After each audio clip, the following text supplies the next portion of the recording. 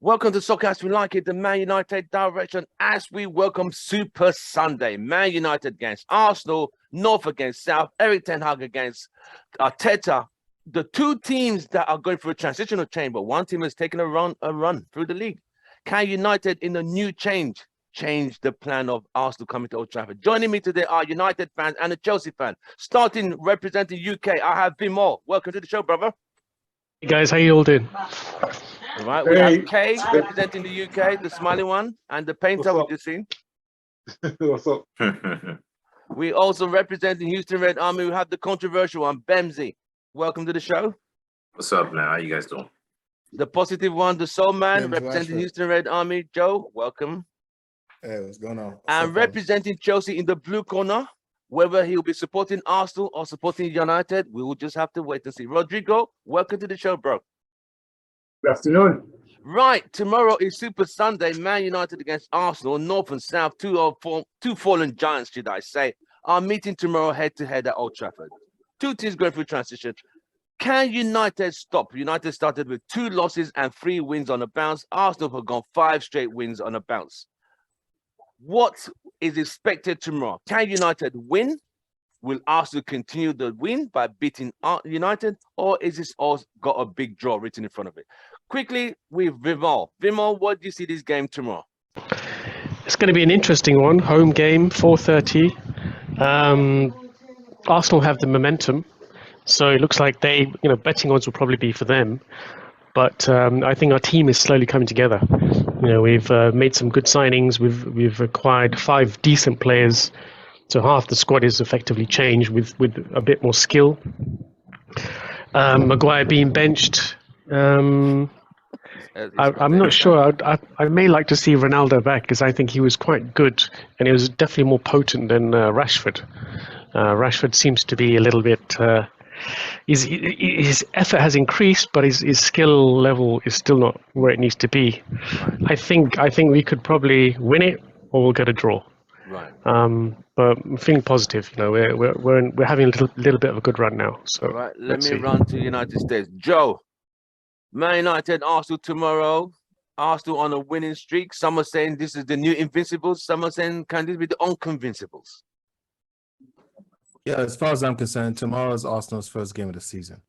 Right? They've been playing some bottom feeders right now. They've been looking good.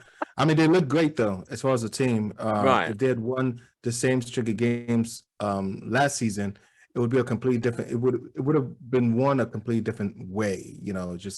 But the team is looking good. They're meshing very well. But considering they have a few injuries, and I feel like our team is slowly but surely getting together. I mean, no.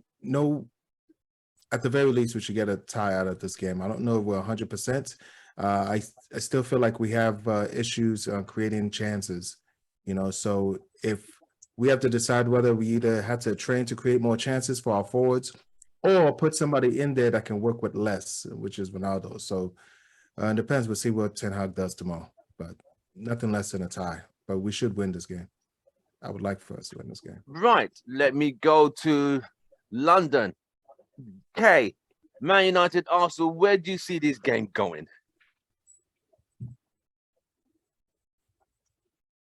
Hello, Kay. Hey, you're on mute. Oh, sorry. Yeah. I think we're going to beat them. Personally, I think the team's got that fighting spirit.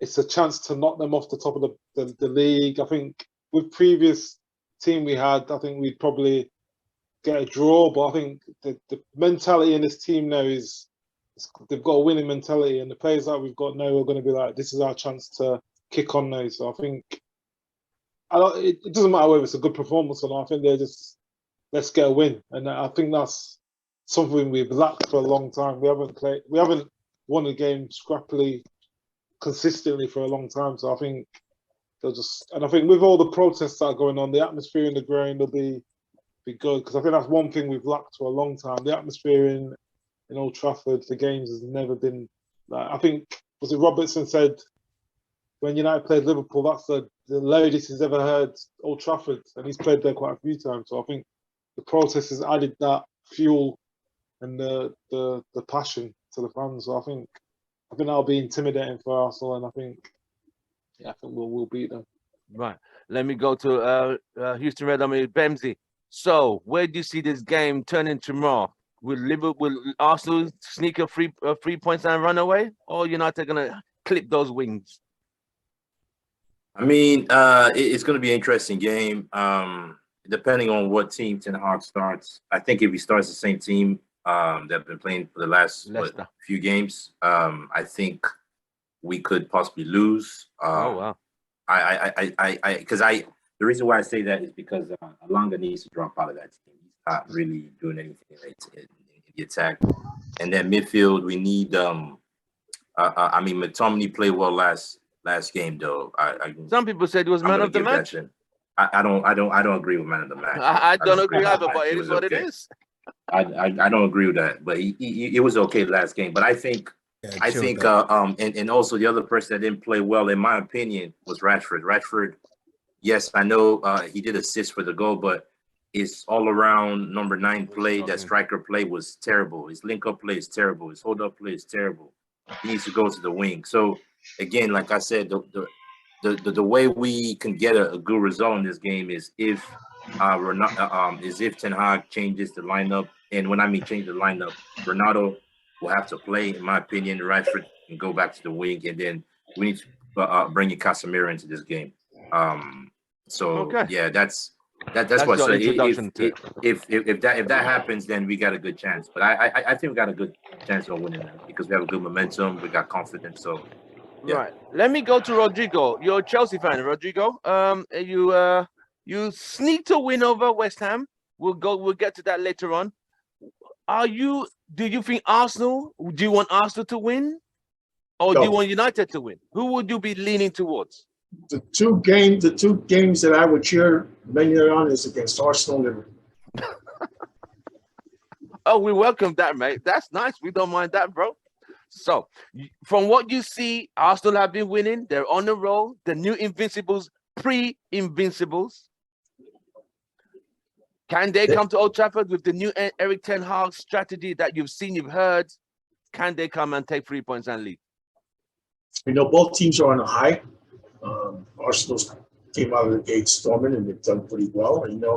You say they're bottom feeders, but any team can win in this league in football. And, those are the teams that would have in the past have given trouble to Arsenal, right? I think Arteta's got a pretty good squad. He's got a good control. Ten Hag seems to be turning things around for United. He's got some good signings. I think he just got Bebayan. He just got it from Barcelona, and he's got I think he's. I'm sorry. I'm thinking of the guy you guys just got. Anthony. Yeah, Anthony, and also with the player from Real Madrid. I can't forget his name right now. Casemiro.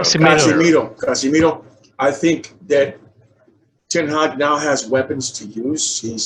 He's sat down Maguire and he's made the changes he needs to do. And I think this is going to be an interesting game. I think it's going to be a very interesting game. It could go either way. But it could be because, again, both teams are on the high now. United's won their last 2 games and they're showing improvement. Last 3 games. The last 3 games they've shown improvement. Though I think the last game you guys could have lost that game easily too, because both the teams didn't play as well as they should have. But it's a good high for you guys. So it's going to be interesting because let's see how both teams now with retools have how they react against each other. It promised to be a very, very good game. Okay. Do you think Maguire's been playing his best football in the last 3 games? Yeah. Yes.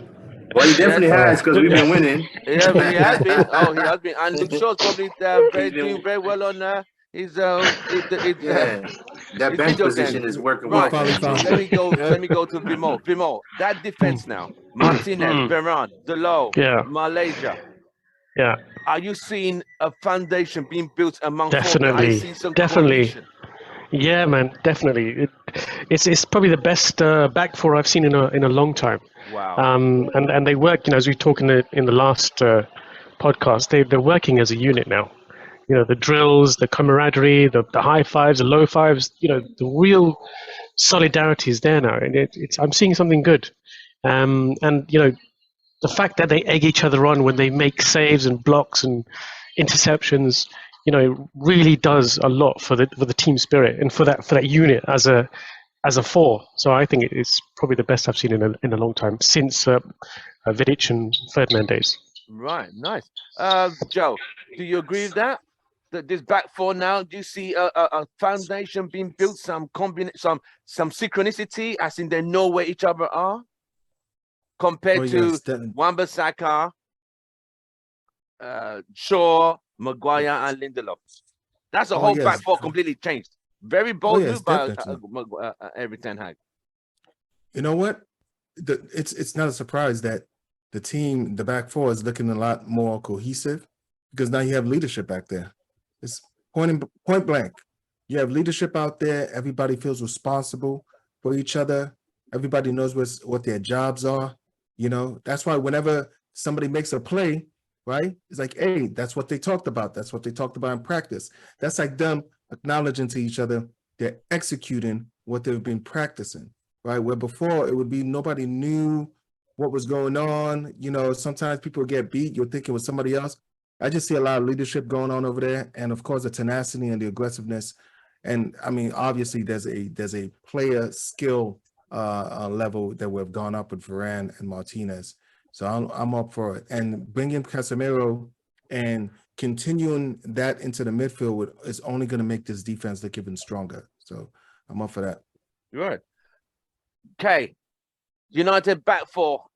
Eric Ten Hag is a very bold man to rip the whole back four, like a whole playbook. Like, this is the back four I want. This other back four previously you could see on the bench. I mean, it's a bold move.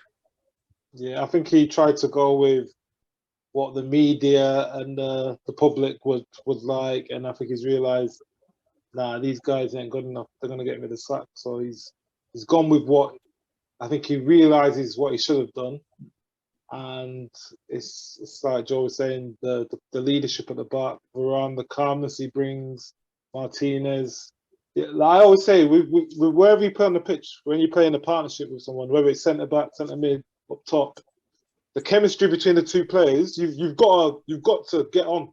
If you don't get on, you can see it. You can see it in the play. Like, you can tell that they look after each other. Whereas I think Maguire, when he played, it was almost like, I don't want to make the mistake. It wasn't like, if I make a mistake, Lindelof will cover me or Bayer will cover me. It was like, I don't want to make the mistake, so I'm going to protect myself. And obviously in a team, you've got to do what's best for the team, not individuals. And I think they bring that, and Malacia being there as well, so that there's unity and leadership, and they're all on the same page. So that's brilliant to see. It's brilliant to see. So it's good. And I think De Gea. I think one thing I was saying, a bit more. I saw a picture where De Gea was hugging. Was it Martinez and Delors was there? And I was like, that picture speaks volumes. I've never seen De Gea hug Maguire or Lindelof like that. So it was like, I'll get the picture. He probably wants to shoot him. Yeah, I was like, he's getting a clean sheet bonus. When was the last time De Gea was getting clean sheet bonus? Because I remember times Maguire would pass the ball on De Gea's wrong foot, and like he'd be telling, like, listen, could you pass the ball the right way? And it is, like you said, a picture says a million things. So Bemsy, can someone mute the phone, mute the mic? Bemsy, as this new back four is this the back four to going forward, or is this a back four that's just being tested currently? No, it's clear this is the back four going forward, man. We've performed very well in 3 games. The big test was Liverpool against a very good attack, and we stood firm. I like that back four unit, man. They look complete together. They fight for each other, just like what Kay said. And I mean, it's looking really nice. I can only see, I won't say honestly, but I can say we look like we have one of the best defenses in the Premier League right now as it stands.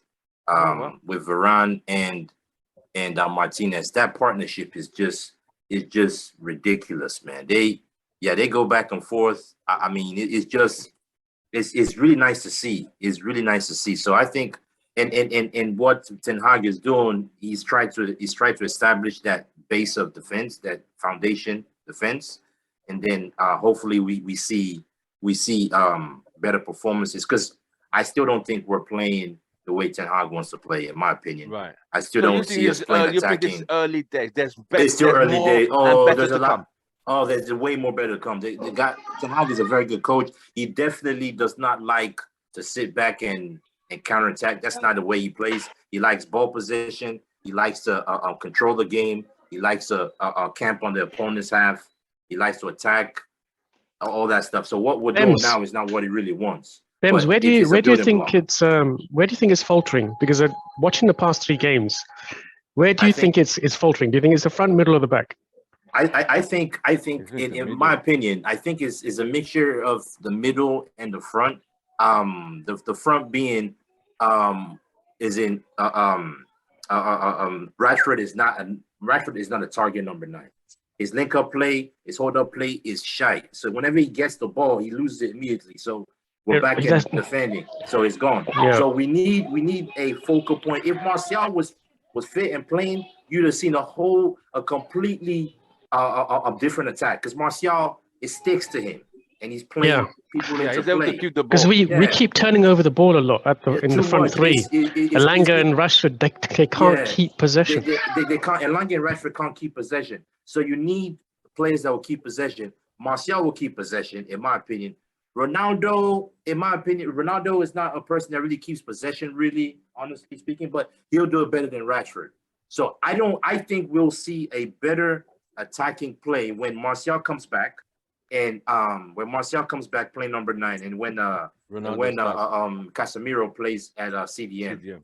Right. I think you'll see a big difference. And then Elanga is not playing. Anthony's going to need. You need it. I think in my opinion, Rashford won't be starting games. It will be Sancho, Anthony, Martial, and then Casemiro, and then you can play Eriksen, and I don't know if you want to play Bruno, you can. But it seems like Ten Hag is quite astute, because the way he's fielded Maguire for the first 2 games and shown to everyone that, look, this guy doesn't work.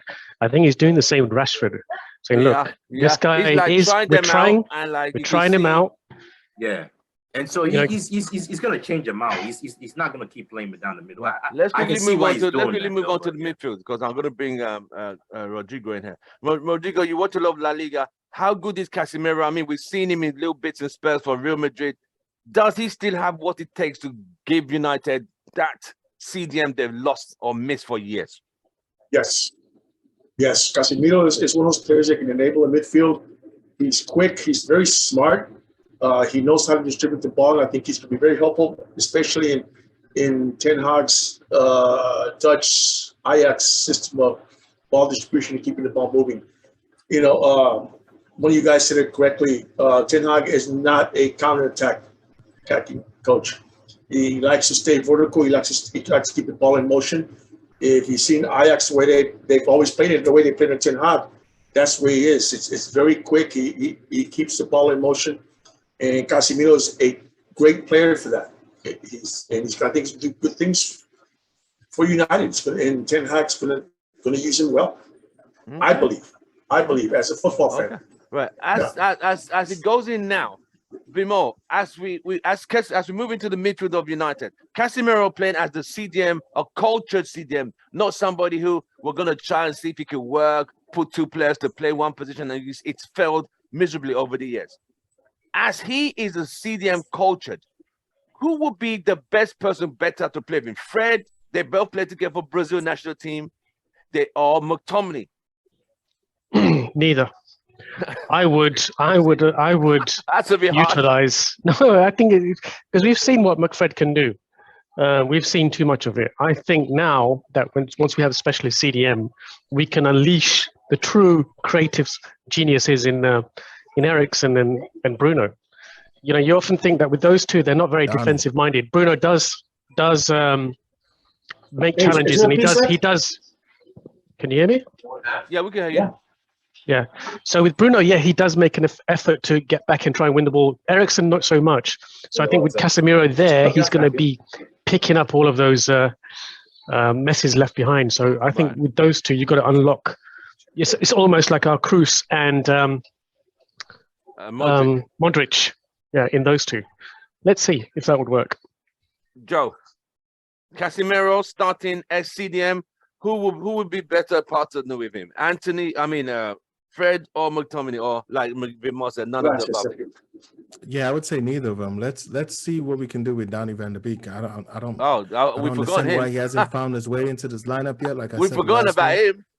Yeah, I mean the fact that he still hasn't been able to find. I don't see how if Fred McTominay's job is no longer primarily defensively and it's more of a box to box, I would like to see Donny get in there because I think the football intelligence in the midfield is like we're at it now. We're at the point where we have a defensive midfielder that's got good smarts, good head on the shoulders as far as intelligence, our ability to be able to counterattack, move the ball quickly, move the ball forward thinking guys that can technical players that can make passes. Right. I think let's see if we can get Donny in there, but. Obviously, there's something that either Fred McTominay or bringing to this midfield that obviously Donny has been either told he can't or won't. But yeah, Casemiro either Donny. But it's probably if I had to pick between Donny between Fred and McTominay, I would pick Fred. Actually, to be honest. Do you know why I think Donny's not being played? Why? I think he lacks aggression. Aggression. Aggression and you think he's too for Donny, not? No, I won't say lightweight. You think he's too? He's not. He doesn't show enough aggression on the pitch. Yeah. To go and hunt players down. I know he's very smooth and he follows the ball and he keeps the passes going, but he doesn't show much aggression to get the ball and he doesn't show much hunger. Fred is like a pit bull. McTominay is like an enforcer. I know it's not in his nature, and I think that's why he's going further down the pecking order. Yeah. I actually think Fred would play well. I think if you have a partnership with Casemiro, Fred in that midfield with either Bruno or Eriksen, I think that would work well because Fred is a ball winner, right? Fred is if you want to press high up the pitch and win the ball up the pitch, Fred is perfect. Fred is when I mean perfect for that, you will see performances that's like wow. Yeah. I mean, he shows signs of it under Ragnick, I think. Yes, yeah. I agree. Okay. So yeah. Okay. Yeah. Casemiro is a CDM cultured. What we've missed a long time. Fred or McTominay, who will work with him better, or none of the above? The problem is you've got Eriksen and Bruno, and they're both too influential to drop. Ideally, you'd play one of them, Eriksen or Bruno, and you'd play Casemiro and Fred, ideally. But because for me, Eriksen's been one of our best players, and he's got the intelligence to keep the ball moving, does the right things more often, and that's what Casemiro brings as well. Bruno still needs to get out of those bad habits.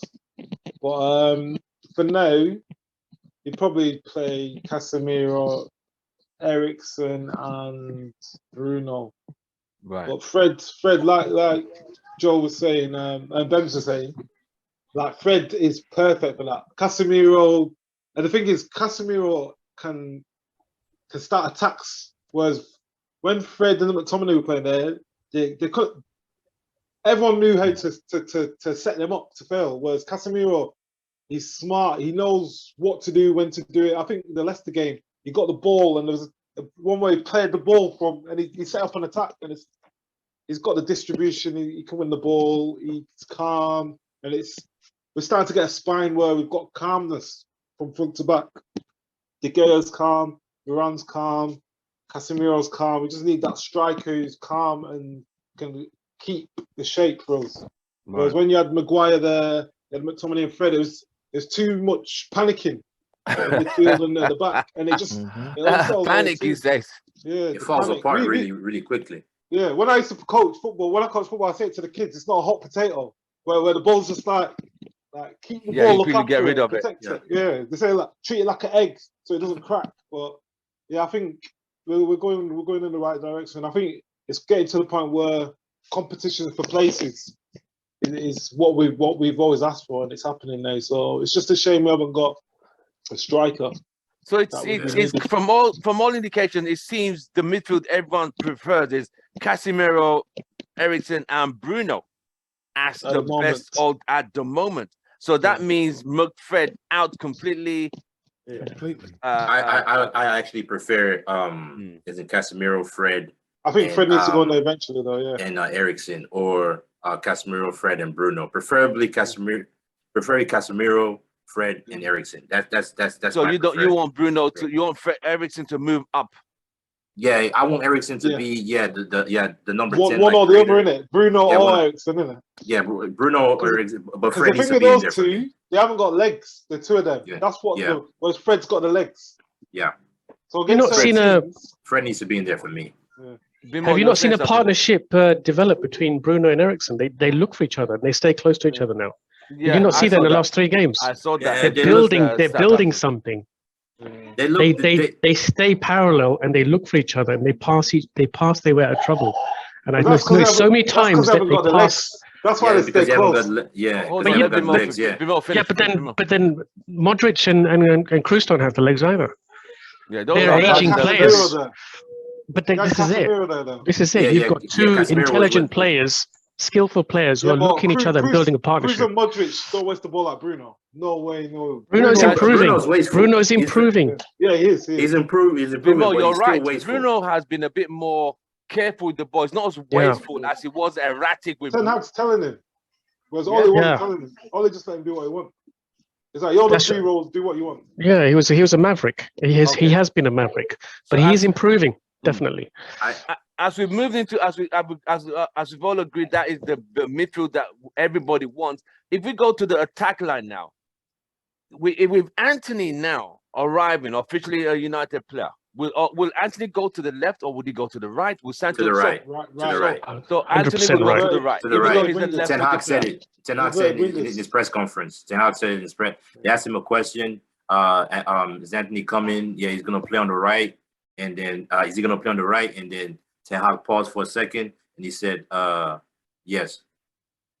Anthony's going to play on the right. He's naturally a left-footed player, right? Yeah. He's playing the inverted winger, isn't it? So gonna be inverted winger. He's going to play on the right. So who goes to the left? Sancho? The left will be Sancho. The left will be Sancho, but I won't be surprised if Sancho gets benched for Rashford because for some reason Rashford always plays. So that I don't agree with. To me, it has to be Sancho and Anthony. But the thing about it is that if you're playing Sancho and Anthony, you need a number 9. Yeah, because you need a number 9 that keeps the ball. In my opinion, Martial, Sancho, and Anthony. That would be sexy, man. That would be sexy. Right. Joe, the front line now, with Anthony being included. Anthony, we've all clear, is going to be on the right. Is it Sancho, Rashford on the left? Then where does Alanga come into all this? Where does Martial come into all this? Where does Ronaldo come into all this? Maguire. He's sitting next to Maguire and Shaw. That's a bit harsh. Maguire has to help out Jones now, isn't it? He needs an assistant. I think you should put Maguire and Phil Jones in midfield. Not against Arsenal. I want you guys to win that one. But from there on, Maguire and Phil Jones is no longer useful in defense. Move them up a couple of paces. See how well they do. Moving up. We might as well just play with 9 men in the field. Might as well play with 9 men. Just 10 men. 10. 9 men. Yeah, favorite 9 men. Joe, not even 9, 8. I mean, as far as the front 3. As far as the front 3, Sancho on the left, Martial on up top, and Phil Jones on the other side. Anthony on the right. See, that seems like a very saucy front 3, man. So if we can get that, all good and dandy. Rashford is like, to me, I put Rashford as far as like starting. To me, he's below Garnacho now. I want to see Garnacho before I see Rashford. Wow. Rashford below Garnacho. Again. Oh, wow. I want is Garnacho left-sided or right-sided? Wow. I see Rashford playing. Garnacho. I wish Garnacho was doing he's a right-footed player, I think. So he'll play on the. He plays like where Rashford plays, right? Cutting. But I will say this though. I will say this though. If you're gonna play Martial and Anthony, I will say this: you might be better off playing Rashford on the left because Martial plays The well with the link up Rashford. play. You see the plays ball well like with put through. Rashford, and Rashford The plays well with connection's Martial. there. The connection's there. The connection is ridiculous. So that's Remember the that's one season thing. before last? Rashford and Okay, who? so Them do two you were- think? Whoever. Do you Spence. think? Hold on. Oh, yeah, Spence. they Who were are do you you think referring Martial to? plays back better? and forth, assists, goal. I'm gonna assist you today. You score. You assist me today. I score. It was Spence, ridiculous. who are you referring to? Marcel and Rashford. Like they play Martial very and well. Rashford. Okay. They play very well together. If you notice, right, the seasons where Rashford had a good goal scoring record, it was when Martial played with him at a number 9. If you notice, because they play well together. Right. You don't think Would you Rashford has say- lost do you not think Rashford's lost his confidence? It seems to have lost A lot of players did. Martial. You would Maybe lose your Martial confidence get playing in that the back. Oli. Question. Yeah, they do you lost think the it, yeah. chemistry? But You that- think the I think- chemistry between? Mm. You think the Sorry, go. chemistry between Martial and Rashford is better or is more productive than on a relationship between Martial and Sancho playing in that position? Or even Garnacho, yes, yeah, or even yeah. Garnacho. Yeah, it's Wow. better. Rashford and Martial's connection I don't is think it's ridiculous. better. I don't think it's better. at all. I think I we're want catching. Sancho. Yeah, I think They look Rashford's pretty at the. Go on, Vimo. I think Rashford's is dipping in form, and I think his confidence is affecting his skill ability. I think we should give him a break, and I think we should get Sancho and Garnacho in that left berth. On the left side. Chris, Yeah. welcome to the show. Chris is in UK representing Manchester United. Chris, welcome to the show. I think you've met everyone apart from Rodrigo from Chelsea, who's a Chelsea fan. Chelsea. Okay. Chris. How you doing, Chris? I'm good. How's everyone doing? Good. Not too bad. We're talking about the big match tomorrow, Super Sunday. We talked about the defense. The current defense now seems to be everyone's favorite defense. We're praising the bold move by Everything had to rip up the old back four and implement a new back four. We're talking about the midfield now. We're talking about should it be Casemiro, Bruno and Eriksen, or Casemiro, Fred, or McTominay combination? What's your take quickly on the back four? Well, I remember when I was watching the first game of the season when they played Brighton. I told Richard. Richard he's normally on here, but he's not in here today. I told him that I don't know why he didn't start Malacia. What's his name? The right back, Dalot. Yeah. I don't know why he didn't start the same backline that we've been seeing now at the beginning of the season. I told him that, and somehow, some way, he's figured it out that after 2 games, he figured out that the guys there who were holding the club back, Maguire and Shaw, should have been got rid of a long time ago. I don't know why it took him so long. Everybody could see that those guys. Chris, I think that was the club back. Chris, I think it was a tactical move that he had to prove. He had to prove to everyone that Maguire is not up to the job. So he had to let him play, show everyone how much we lose under his stewardship, and then replace him. So I think it was a tactical move. But the thing He had to is, sacrifice those first 2 games for that. that's what I mean. Like, why would you want to drop points in those first 2 games like that? Because the board wants Maguire to play. Joel FC wants Maguire to play. Sitting on the bench. You know it, and this is so that everybody shuts up. Yeah, no, Malacia, because if Malacia had started first, right, and Martinez, and it didn't work out, everybody would have been like, "Oh, the press would have been on there like, rubbish." These are the signings that you brought in, and they're not working out." But now that he sees that it's clear, he just so that everybody could just shut the hell up about Maguire. You didn't want to hear another word about Maguire, so you put Maguire and Shaw out there. He showed so that they can let the world and the board and everybody else that would have doubted his next move to see these are not the guys that are going to take us to glory. He brought the new guys in, and the difference is clear. Notice nobody is calling for Shaw or Maguire because nobody, not even Graham Souness's crazy ass, is saying one word about Maguire or Shaw. But you do. I think the English media, the English pundits can say that. But you do realize that they're just waiting for them to make one mistake. Yeah, that's it. All of them one mistake for sure. And they're going to be calling for Maguire again. Souness has already started. Souness has already started with Martinez. Yes. That's Maguire. He hasn't said it directly, But anytime he loses a header and they score, watch Souness. Oh, yeah, that's they're gonna be on him. You got to tweet it. Yeah, but you know what? But Ericsson, go on, Rodrigo. Well. Ericsson's not going to base his strategy on what any pundit says, right? He's going to do what he knows to do. So that's a good thing. That's for the rest of the idiots in humanity who want to play. Who want to play EA Sports. You know, come on. The thing is, England is a home country. There's a World Cup. There's a World Cup coming up. Exactly.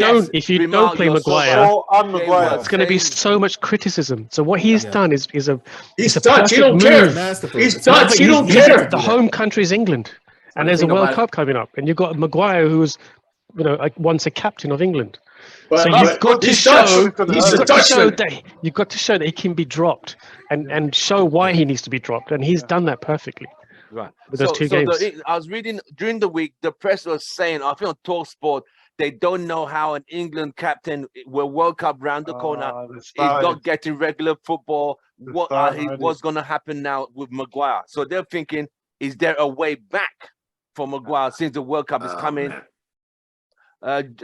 Chris, could you answer that one? There's no way back.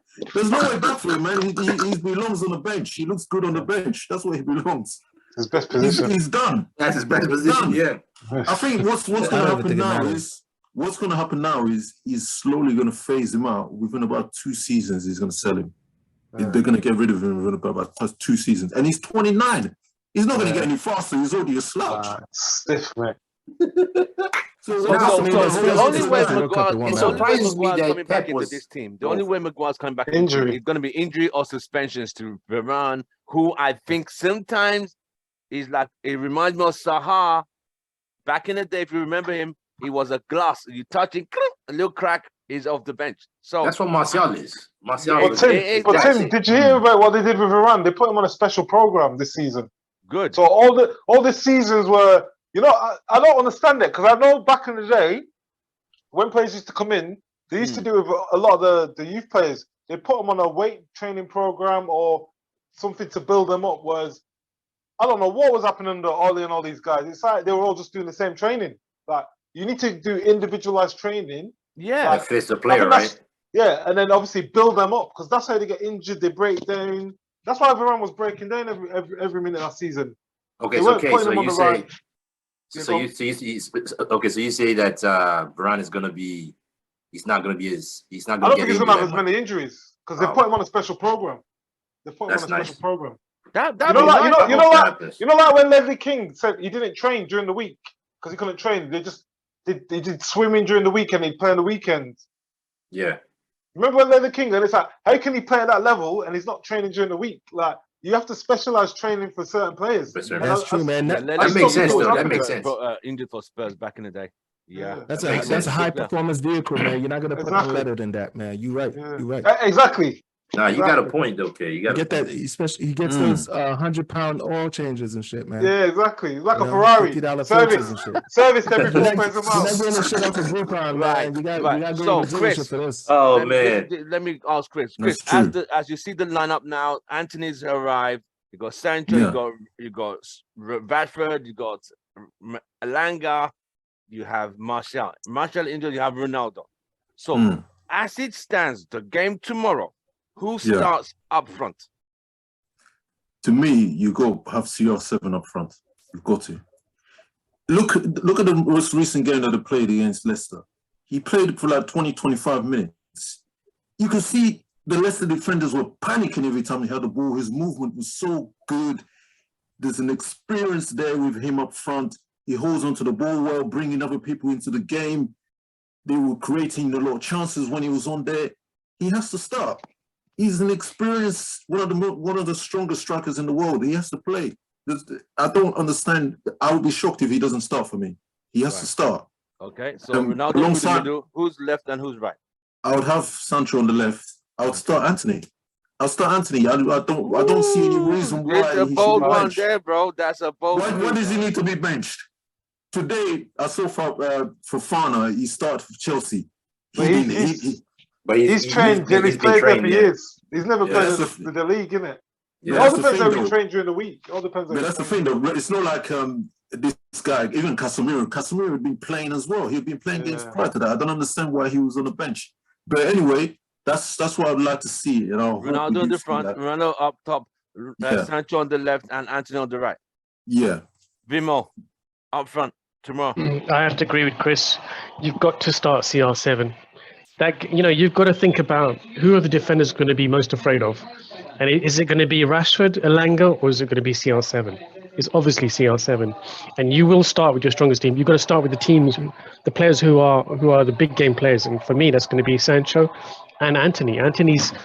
This is a perfect moment to show how good he unleash him. Yeah, this guy is highly skillful. He's aggressive. He will run players down. He'll go and win that ball back. You know, he's like what you're seeing with Malacia and Martinez. He's of that same breed. He's had that same type of gameplay with Ajax, where they run players down. They show a lot of aggression. So this is perfect time to start him. Yeah, just to add what you just mentioned there. What they also don't tell you is Anthony is very good defensively as well. They won't mention that in the media. If you look on the Ten Hag's teams, he's always there positionally. He's always there to assist the fullbacks. So he has that in his game as well. Yeah, because with Ajax, you attack and defend. With Ajax, you attack and defend together. When you're out of possession, you all defend. All 11 players defend, and that's what they're being coached to do. So start with those boys. Right. Bems, up front tomorrow. Who starts? No brainer. CR7. No brainer. Rashford is not good enough. I mean, it's a no brainer. CR7. I would have CR7 up top. I would change it up a little bit when it comes to the wingers, though. I would say Sancho on the right and Rashford on the left. Just because Anthony. So you're not starting Anthony yet. I won't start him just because. They'll kill him. He's not. Exactly. Yeah, it's too much pressure, and I don't think he's trained much really either. I don't think he's up to speed in my opinion. I mean, you can bring him on in the second half. I'll bring him as a sub, but I won't start him. Not in this game. Maybe next game. Hold up. So you're saying that it's possible. Wait, no matter how fit you think he is, you think that Rashford can do a better job than him? No, but as of right now, on the same side, as far as like what he can bring to the team. He just understands what's happening. He doesn't understand what's happening right now. And plus, Rashford, I think when Rashford's playing on the wing, I think there's one thing you guys gotta pay attention to. Rashford has pace. Yeah. He has pace, and he's still that type of player that likes to take someone on from time to time. Yeah. Those Arsenal defenders will be scared of that. And then you got Ronaldo down the middle that they'll be scared of him too. So you gotta look at that too. I mean, eventually, I want to see. Eventually, for me, it's going to be Anthony and Sancho on the wings for sure. But for tomorrow's game. For tomorrow's game, for me, Rashford has to play on the left, Sancho on the right, and CR7 up top. But Bims, when Rashford has the ball, then he has pace and he starts running down those channels, but he has no one to pass to, or he loses the ball, and we turn it over. Then what is the point? What have we achieved by doing that? No. Because he's so one-dimensional now. Yeah, he's one-dimensional, but I don't think those running down the alleys thing is gonna. I think that's changing a little bit under Erik Ten Hag. I think because Erik Ten Hag is going to coach him, and you don't see that from him that much this season. I think Erik Ten Hag has changed that a little bit. But also, I just don't think my big thing is Anthony is not ready to start yet. Yeah. Okay. Let's move on. Okay, that's fine. Quick thing. My own quick thing. You have Rashford who's learning Ten Hag's system. Where you have Anthony who knows Ten Hag's system. It's all about fitness, man. Exactly. But he knows the Premier League. Rashford knows the Premier League. You gotta remember. Good point. Rashford knows the Premier League. Match game fitness. He's trained all season. Yeah. You gotta remember, he's going against Ben White. Rashford will have Ben White on toast. Trust me. Yes.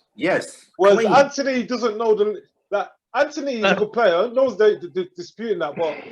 You don't want him to come in and the media just start slaying him. Yeah, it's too dangerous. You don't. No, but we're playing a Ten Hag system.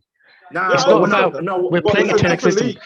We're not actually playing Ten Hag system, to be honest with you. Not We're yet, not actually not yet. doing that yet. Yeah, not yet. Just Not fully to anyway. be clear, we're It's still in kind of it's So, in Joe. progress. It's in motion. But that's But what then- we're playing. So, And the Joe, thing what was your is- final starters? course. I'm sorry, Kay. Back to Kay. So, who would you start tomorrow up front? For me, it'd be if Ronaldo's fully fit, because I think Ten Hag gave it away the other week when he said, because you got to remember Ronaldo missed pre-season, so just to throw him in, he's 37. You can't just be throwing him in, and if he breaks down, we're finished. Martial's injured. If Ronaldo gets injured as well, They got to we're in breathe him trouble. in slowly. we're done. Yeah. Yeah. So basically, Can if he's fully fit, Ronaldo will start, and it'll be Sancho and Rashford. And I think they've played together, so they've got the chemistry already. Throwing Anthony in there, there'll be passes going, and there's no understanding. I between think them. I see. And your point. Ronaldo's goal record against Arsenal is a joke. So to play him in that game, it's a no-brainer for me. Can I ask a question? Let me flip the question. Yeah, who do you think Arsenal don't want to face? Which players of our squad do you think they don't want to face, and which ones do they want to face? They don't want to face Ronaldo. They don't want to face Ronaldo and Ronaldo. Sancho. Ronaldo, yeah. Ronaldo and Sancho, 100%. Ronaldo, Sancho, yeah. And Ben White don't want to go against Rashford. Rashford Yeah, I get blocked totally agree with easily. that. I totally 100%. agree with that. And Sancho's playing against Tierney, who's the better of the fullbacks. So Rashford, So trust me, Joe that back line will be scared of Ronaldo, Sancho, and Rashford. and Rashford Yeah. to a Oh, point. Because Joe, Oh, yeah. Saliba's what young are you as well. starting? Saliba's learning the game. They're not that. The back line's not that great, to be honest. Say that again. So Joe, who would you Arsenal's start? back line's not that great. That's it. My start is still going to be Anthony on the right, Ronaldo up top, Sancho on the left. There's nothing. I mean, I get what you're saying about Rashford, right? He's got pace, but time and time again, he doesn't got it up here, right? There's no point. He's very wasteful. He's still trying to make little certain moves, go past a certain place. He just doesn't have the technical skill to get around players, and we need to start now, right? Getting players that can just spread the game out. You are man, just trying and to fade No. Rashford out But completely. it's Well, I too would've let early, him get man. traded, It's too bro. early. It's too early. It's too early. It's too early. It's Okay, too it's early. too Playing early. against Liverpool as well, It's so his too early. confidence, It's been 8 his years, confidence bro. is It's up. been So 8 he's got to years. try and It's got too to try early. and keep him going. Chris, Yeah, who it's would you early. start? Me, well, I'll start Anthony. That's You it. start Anthony? Yeah, you said Yeah, it. I get what the guys are saying, but for me, again, Vim touched on it. He's aware of the system. Again, I've also flipped. I understand where Kay's coming from. The fact that he's not familiar with the Premier League. I'll take that on board as well. And the But- players. Yo, forget the Yeah, English. but He I doesn't would- even I'll speak still- English though. So Hold on, what Chris. is that Hold even on, Chris. better? He doesn't speak English. But I'll throw him. He I'll speaks throw him in. Portuguese. Half the team is Portuguese. I'll Don't throw forget. him in. I'll definitely throw him in. I mean, there's no point in holding him back. Fair enough, no you point. can bring him on. You can bring him on later on in the last 20 minutes or something like that. I would bring But Anthony can on you as a stop- sub, bro. Put I him. would. I'll unleash him I'll now. put him on a Unleash second him line. now. Think about it. Is it better to bring him on to start him where the pressure's on him, the nerves, or when the crowd are clapping, the players are tired? He's got the skills. Like, Remember, you we know, have isolate 5 players. subs. We could bring in 5 subs. It's Yeah. better to bring him on. It's more of an impact coming on than starting. Exactly. But you could He's also more of bring- an impact. You could also bring Rashford later on. He can utilize his pace Exactly. as well. And So tired legs. you have that as well. Tired legs. Rashford so- is the perfect person. Yeah, but the thing come is, up the Keep the momentum going. The way I look at it is that the pressure to start that game when you haven't really They're just going to trained talk much about the or price played tag. I with this think team. it's a recipe It's for too disaster much. to It's throw too him Stop right trying in. to baby this dude, man. Nah, Come nah, on, this bro, guy. it's just his He first told us club game. he wants out. Those of Okay. you who remember, I'm gonna when guarantee you Anthony hold on, won't hold start on. tomorrow. Those He of you won't who start. remember, when Ten Hag won't Ronaldo start. made his debut, we were playing Bolton. Yeah. Alex Ferguson brought doing flicks and Ronaldo on stuff. 15 minutes to go, and he flipped the game with the skill because they had There not you seen. go. So Yeah. I He's an would unknown recommend. There you go. I would recommend Anthony comes in second, like 20, 15 minutes to go, Exactly. and confuse them, Yeah. especially if we're exactly. leading. I think that does a disservice to Cristiano Ronaldo if he plays in that if he starts the game. You want Ronaldo to get as many chances as you can possibly get.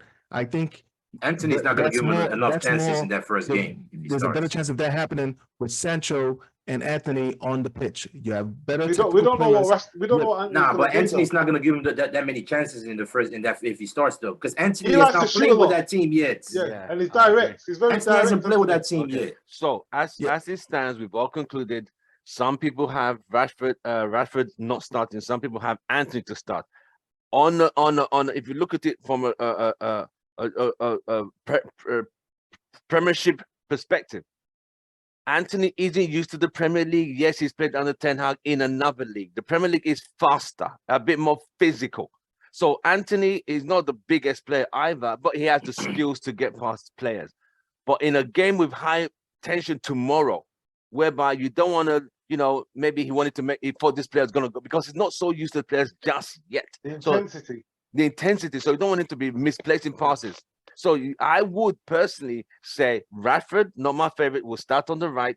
I'm on the left, Sancho on the right, and Ronaldo in the front, up front. Then with 20 minutes to go, you could now throw in Anthony to now bring in some more, maybe especially if United are leading, cause more havoc for Arsenal. That's what he did with Casemiro. There's no point just throwing him in. There you go. And what if we're 1-0 down in the second half? Do you still bring on Anthony? I would bring him in. Yes, I think it's even. Yes. Still bring him in. Yeah, he'll play tomorrow no matter what. He'll play tomorrow. I think he was. I wouldn't recommend he starts. Start him and then bring him off. The headlines are just going to be. Look what they did to Haaland. Too much on Nunes. So let's quickly. I think we have to insulate them a little bit from the media. They know that the media is just full of shit, and especially with Man United. So you have to insulate them a little bit. Right. So let's quickly look at today's game. Let's look at today's matches. We had Chelsea slandering on Portuguese Sky. What team said half the team is Portuguese? Half the team is Portuguese, so he'll have a translator there. Trust me. His teammates will protect him as well. Casemiro, Fred, Ronaldo. We're not talking about on the pitch. We're on about you know what? The room is split here. Rodrigo, what would you do? Rodrigo. I would put Paul Ince up front, Terry Tringham up left, Robson out on wide. I leave Christina on the bench, put her behind Bobby Charlton. And in midfield, I would go and have your terrible three in the middle: Luke Shaw, McGuire, and Phil Jones. And go and just put a chair in the back where De Gea used to be, and put some gloves in the shoulder, and I think you guys should be fine. Right. Let's go. No, we're not letting you get away with that. Seriously, would you start Anthony on the right? If you guys, knowing you guys' issues with scoring goals and creating chances, if you guys had bought Anthony, would you have started Anthony today or no? For United, though, not for Chelsea, because they're an established team. Did Rodrigo, I think you guys are selling Anthony short. Into what? By benching him? I think I would put him in there. Because Vim had a good point. Vim had a very good point. Vim had a very good point. You guys have a lot of weapons for Arteta to start to look at. I think Anthony would be a very positive plug-in for you guys against this Arsenal, because this is going to test Arsenal. From the beginning, Anthony will be one to test Arsenal. You guys see, when we talk like this, you're only talking about like if Man United's playing the only team on the field. No, you understand? There's another team that's going to come at you and defend and try to shut you down on the sides. And Christina can be marked out. Christina can be marked out. She's been shown in the past that you can nullify her. All right. Christina. So understand that. So you know what? I think Anthony was a good buy for you guys. Use it. Here's the time to test him. This is the time. But you know what people are forgetting? We've got a game every 3 or 4 days for the next 2 months. Bringing him in and he just breaks down. What's the point? Yeah. You need to feed them in slowly. Come on, man. Nah, it's too risky. I don't get it. Not for me. Not for me. We've been asking for all summer. And I can bet you he won't even look start. how long it took. He's not done a pre-season with us. Hold on, guys. You got to remember, he didn't train. Come on, man. He hasn't trained for a couple of weeks. He train, remember? He went on strike. Yeah. As well. He refused to train. So I don't know how much. But also, he hasn't played competitive football for like 2 weeks. Who's Arsenal left back? Who's Arsenal left back? It's I think it's Tierney, isn't it? Tierney. Yeah, I thought. So who's on the right then? What about Ben that City White. guy they Ben just White. picked Ben up? White. Shevchenko. What about that City guy they just picked Rashford up? will rinse Ben White, man. Will rinse him. Zinchenko might be pace. injured. I think he doesn't. Oh, He okay. normally plays in midfield. Yeah, but Okay. Trash last, anyway. last, Yeah, Zinchenko last was game, injured. last game they played Ben White. So you Saliba, think Tierney Gabriel, is going to have an advantage over Anthony? I Sancho. don't think so. Yo, No, man. No, Oh, no one's wait. saying they have an telling you. advantage. But Because yeah, that's what you're doing. You're pairing these two up, aren't you? No, what I say, Tierney is But going to be fearful. Sancho will be Hold on. against. Go on, Kay. Against him. You said Tierney's left back. Yeah, but Rashford, put Rashford on that side. On the Yeah. right. Anthony plays as a inverted right winger. Yeah, So he's going to be put him facing in- Arsenal's left back.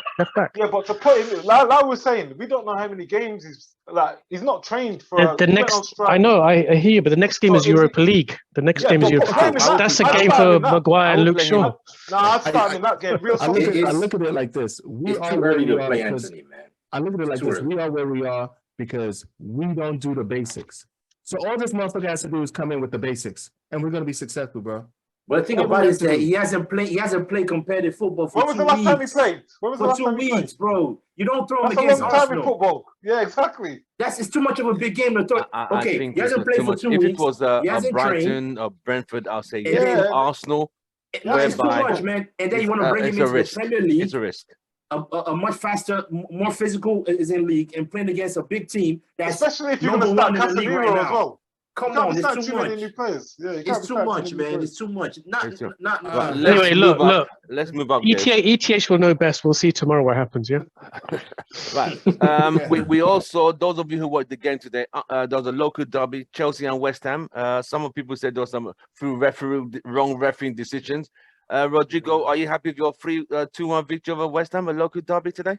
I did not see the game. Unfortunately, I had some things to do. I had to go to a funeral, so I didn't watch the game. I only kind of followed it halfway on the Right. on there. There's 2 VAR controversies this weekend, I hear. The Chelsea VAR with the goal disallowed for West Ham, and I think Everton and Liverpool had a VAR controversy also.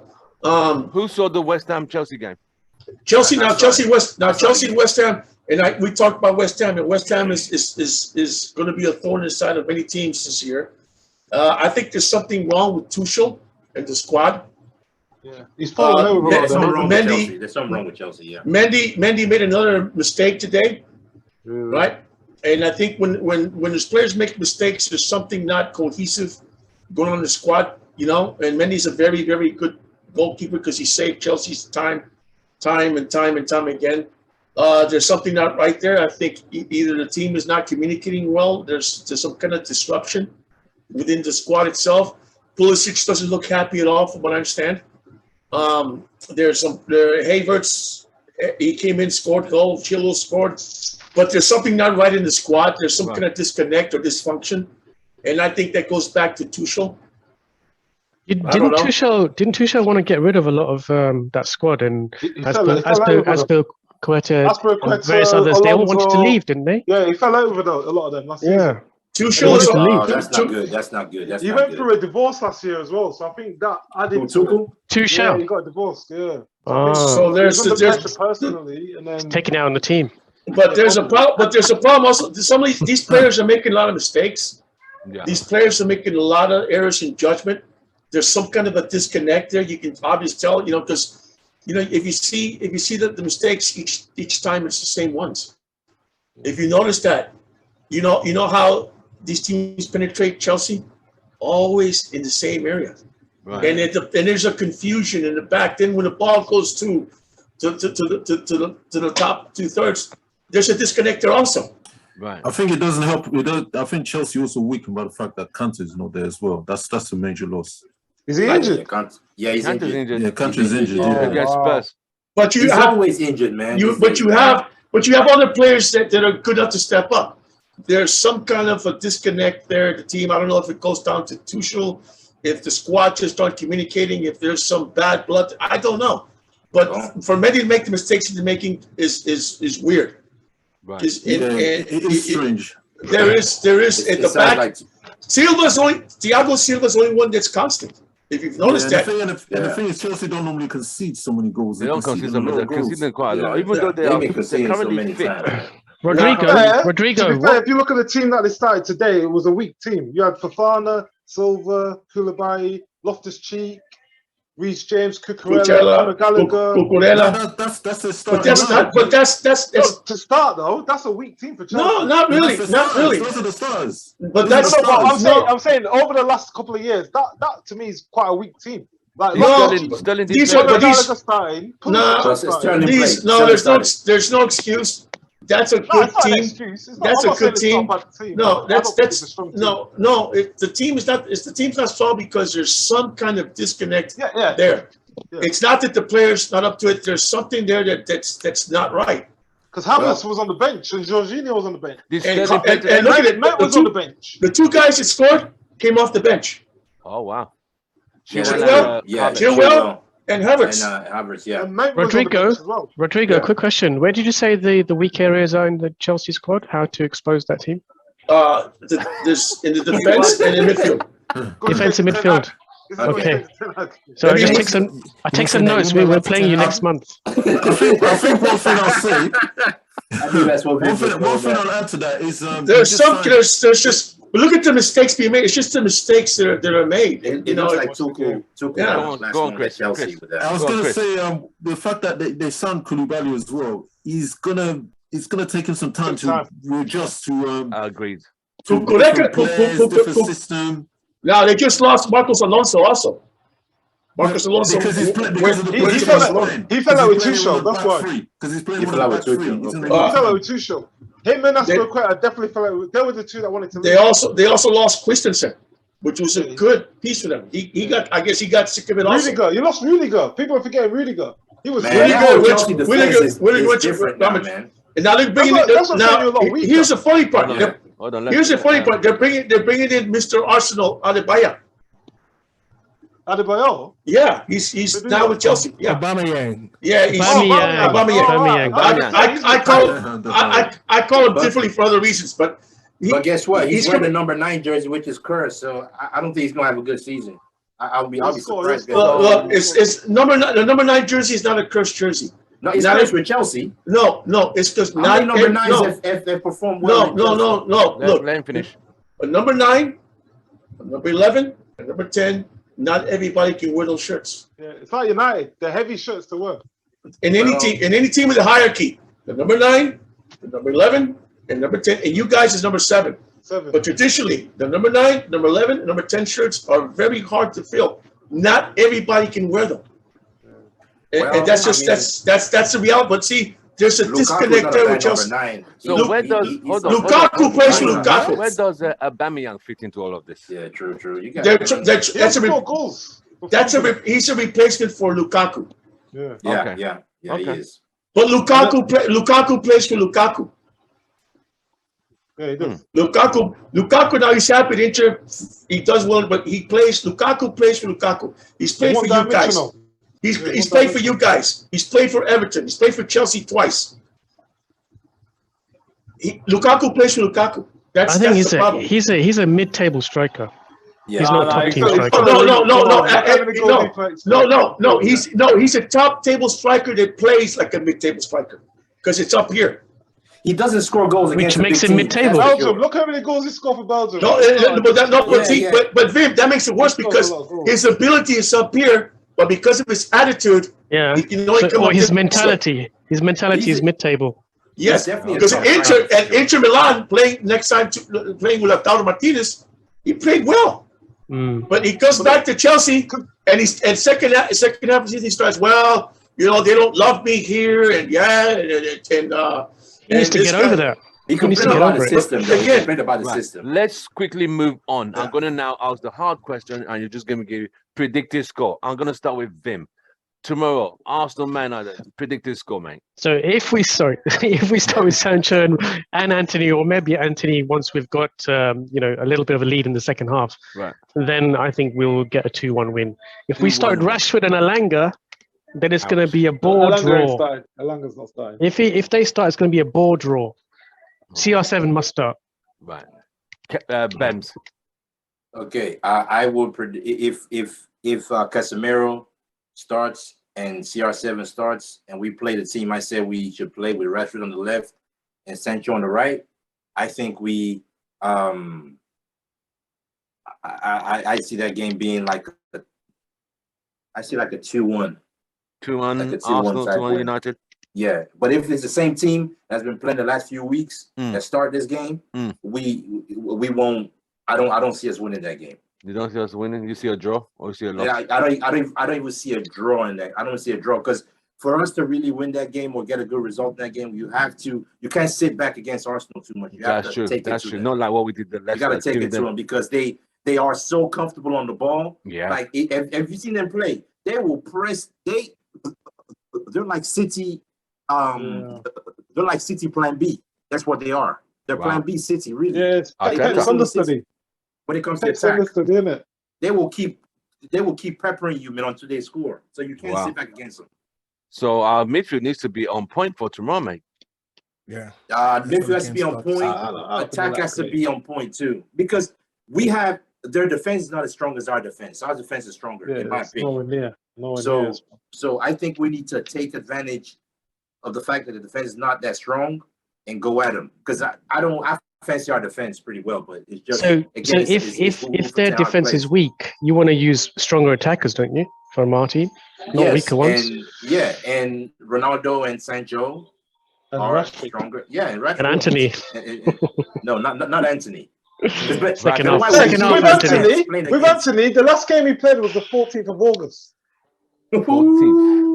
Nah, that's too far, bro. That's way too far. 2 weeks. That's 2 weeks. Yeah, almost 3 weeks. Almost 3 weeks since he played. Okay, your in the predicted score, please. Okay, predicted lineup and predicted score, please. 2-0 tonight. Yeah. Dang. Wow. Who's this Lokonga that they played last game? In centre midfield. Arsenal? Yeah. He's just a midfielder. He's not. Because Arsenal have only kept a clean sheet against Palace the first game and Bournemouth. The other games, the other three they've conceded. Yes. Yeah, they always concede. Arsenal. Yeah. Predicted score, Chris. Yeah, I'm with K. I'm going 2-0. Okay. I think it's essential that to me that Casemiro starts and CR7 starts. Even if Anthony doesn't. Like that spine through the middle. Yeah, that it's crucial that those two play, even if Anthony doesn't start. But it's those two senior figures. It's vital that they start. I've seen Arsenal. I'm not totally convinced about them. I've seen their weaknesses are the fullbacks. I like Chris. The central defenders. They're prone to making some mistakes on occasions. They have lapses in concentration and they're weak on set pieces. So if Man United can capitalize on those areas, especially with CR7 up front, 100%. I don't see any reason why Man United can shut them out and win 2-0. I really don't. And the thing is, there's no arrogance when I'm saying that. I genuinely believe that Man United could win this game 2-0. I think by the way, you sound like some Arsenal fans have been getting on your nerves of lately. No. The thing is that I wouldn't have said this scoreline if it was under Ole Gunnar Solskjaer. There's no way I would have said the scoreline. Right. So by the way, quickly, Odegaard is 50-50 tomorrow. Odegaard is 50-50. And Zinchenko. And Ramsdale, the goalkeeper. So that means they're going to be playing. They're going to be playing Matt Turner. Ramsdale will play. Well, they're saying he picked up a knock during the week. All those three players, at least one of them, two of them will play. That would put Matt Turner in goal. Has anyone ever seen Matt Turner? This could be a field. This could be a field. Could be a field day for us. I think that's mind games. Nice. I think that's mind games. Could be. It could be mind games. Ramsdale will play. Joe. Yeah, I think even with the injuries that they have, these guys they got the juice right now, man. They're gonna be hyped. This is a local, this is a rivalry. It's a historic game. This is Arsenal's biggest game, actually. This is Arsenal's biggest game so far. So I still think we have the tools to be able to execute. If we play the same squad, yes, I fear we might lose this game 2-1. But Casemiro starts. And okay, so let's say we start the same forwards, right? Let's say we bring in Cristiano, Rashford on the left, Sancho on the right? If it's not working out within the first 45 minutes, Ten Hag has to bring in Anthony the beginning of the second half. I will concede in that. I agree. Right? Is that too early, fellas? Is that too early? If we're losing, it's 45 minutes too early. You got to remember we're at Old Trafford. And you got to remember there's protests tomorrow. So the atmosphere is going to be crazy already. Tense. Yeah. Oh, yeah, that's true. He needs to get used to the atmosphere, man. Exactly. It's the biggest club in the world. That's why you bring them in slowly. Because remember, who was it saying it? They were saying like they couldn't believe how loud it was. There was another player saying it like that can crush you. That atmosphere, and it can make you have nervous energy. Yeah. When you have nervous energy, not easy. He's got a lot of support in that team. A lot of Portuguese-speaking support. I don't think it's going to crush him. Nervous energy is nervous energy. Like if Anthony starts tomorrow, I think it's okay to be nervous. It's okay okay. to be nervous. Yeah, it brings out the best in you. Exactly. Anthony will not play 90 minutes if he starts tomorrow. That's guaranteed. I can tell you that right now. Because he's not match fit. So let's bring him second half. As Joe says, I think that's good what we've been move. saying. Bring second half in like. Unless Rashford shows us something. Let me get a neutral prediction from Rodrigo. Rodrigo said he supports United when they're playing Chelsea, when they're playing Arsenal, and when they're playing Liverpool. So let's see if Rodrigo will support us today. Rodrigo, what do you think will happen tomorrow? I want you guys to win. I want you guys to beat Arsenal. And again, if you just bring in, you bring in up front, you bring in Ronaldo, Christina. Christina, leave Christina on the bench. Bring in Brian Robson, Paul Ince, and Sheringham up front. Your terrible three in the midfield. Leave Christina. Let her sit behind Bobby Charlton. He comes in first, and then you guys 5-0. 5-0. You guys win 5-0. Okay. Right. Okay. Question time. Anyone got questions? Vimo. No, I want you guys to win. I want you guys to beat Arsenal. I don't like Arsenal. I want you guys to beat Arsenal. I would have figured that one. I'm going to say 2-1. 2-1. Okay, we'll take that. I would say 2-1 too. I would say 2-1. 2-0. I think Chris and Kay are pushing that 2-0 a bit. 2 clean sheets already. No pushing it, man. No pushing it. We've had 2 clean sheets. I think 2-0 is pushing it, man. You got to remember, clean sheets. Arsenal do score. They have a good front. They're good. Yeah, but they play chicken and chips teams, man. They don't play no. Listen. Hey,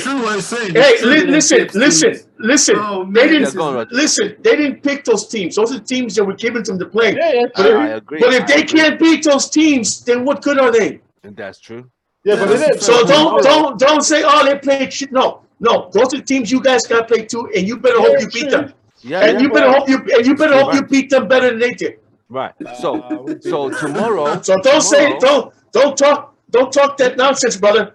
Because you guys got those teams coming up. Oh yeah. He does have a point in the fact that they haven't played a top team yet. So that may be the preparation. That may be the practice. We got beaten by Brighton. We got beaten, hammered by Brentford. You got high by chip teams. Yes. Why was that? Look at the players we had. We didn't have the team. Hey, no excuse. Because those players you had. Those players you had. Those players you had. You were Manchester United. Those players you had should have beat those teams. But they're chicken and chips players, man. Right. Okay. Let's You still should have beat. You should still beat Brighton and Hove Albion. Oh yeah, for sure. True. So and Brentford, you should have beat them too, but they humiliated you. So don't talk chicken and chips because you may have to eat chicken and chips. The chicken and chips. You have to eat them. You may have to eat those chicken and chips later on down the season, brother. I hope you put some tartar sauce on them and some vinegar. Sorry, vinegar. Oh my God. All right. Question time. Quickly. Question time. Quickly. Vimal, do you have any questions for anyone? So guys, you've probably seen a lot of stuff in the media about Lisandro Martinez's height and the issues or the challenges that he faces in the Premier League because of only being 5'9". Obviously, we know he's a great player and he's put in good performances. And there's nothing wrong with 5'9". No, but why do you think they're all saying that his height is a problem, and why do you think it's not an issue? Because I'm seeing some ground duels. I'm seeing a lot of tactical play from him. I'm seeing a lot of speed on the ground that he's making up for those aerial challenges. Why do you think he is going to be suitable and he's going to be a success in our club? Great question. Who wants to go first? I think he's going to be successful because he has the attitude. Hold on. Rodrigo. Okay. Knowing how to mark a player doesn't depend upon your height. Knowing how to stop a player from taking the shot, how to get in his way. The way Leeds the way Leeds stopped Chelsea, right? It wasn't because of height, because you know how to mark a player, how to zone mark, how to make him uncomfortable when he takes a shot, right? When he misses shots. That's the key to defending. It doesn't matter about height, right? Some great defenders were never top players, but it's because they knew how to mark their zone and how to challenge players and how to get in their way so they miss a shot. That's the key to a good. I've played defense, and I've known some defenders that are not very tall that were incredible zonal and man markers, right? Those who talk like that never played the sport. Bems. I think he'll be successful because he meets the physicality of the Premier League easy. You can tell that. He's positionally, he's good. I mean, as far as stat wise, he kills all the other stats of being a center back. The only thing he doesn't have is height, but he times his headers very well. He wins a lot of headers. Technique. So he wins a lot of headers. He's physical. You can tell he's a confident player. You can tell that just the way he plays.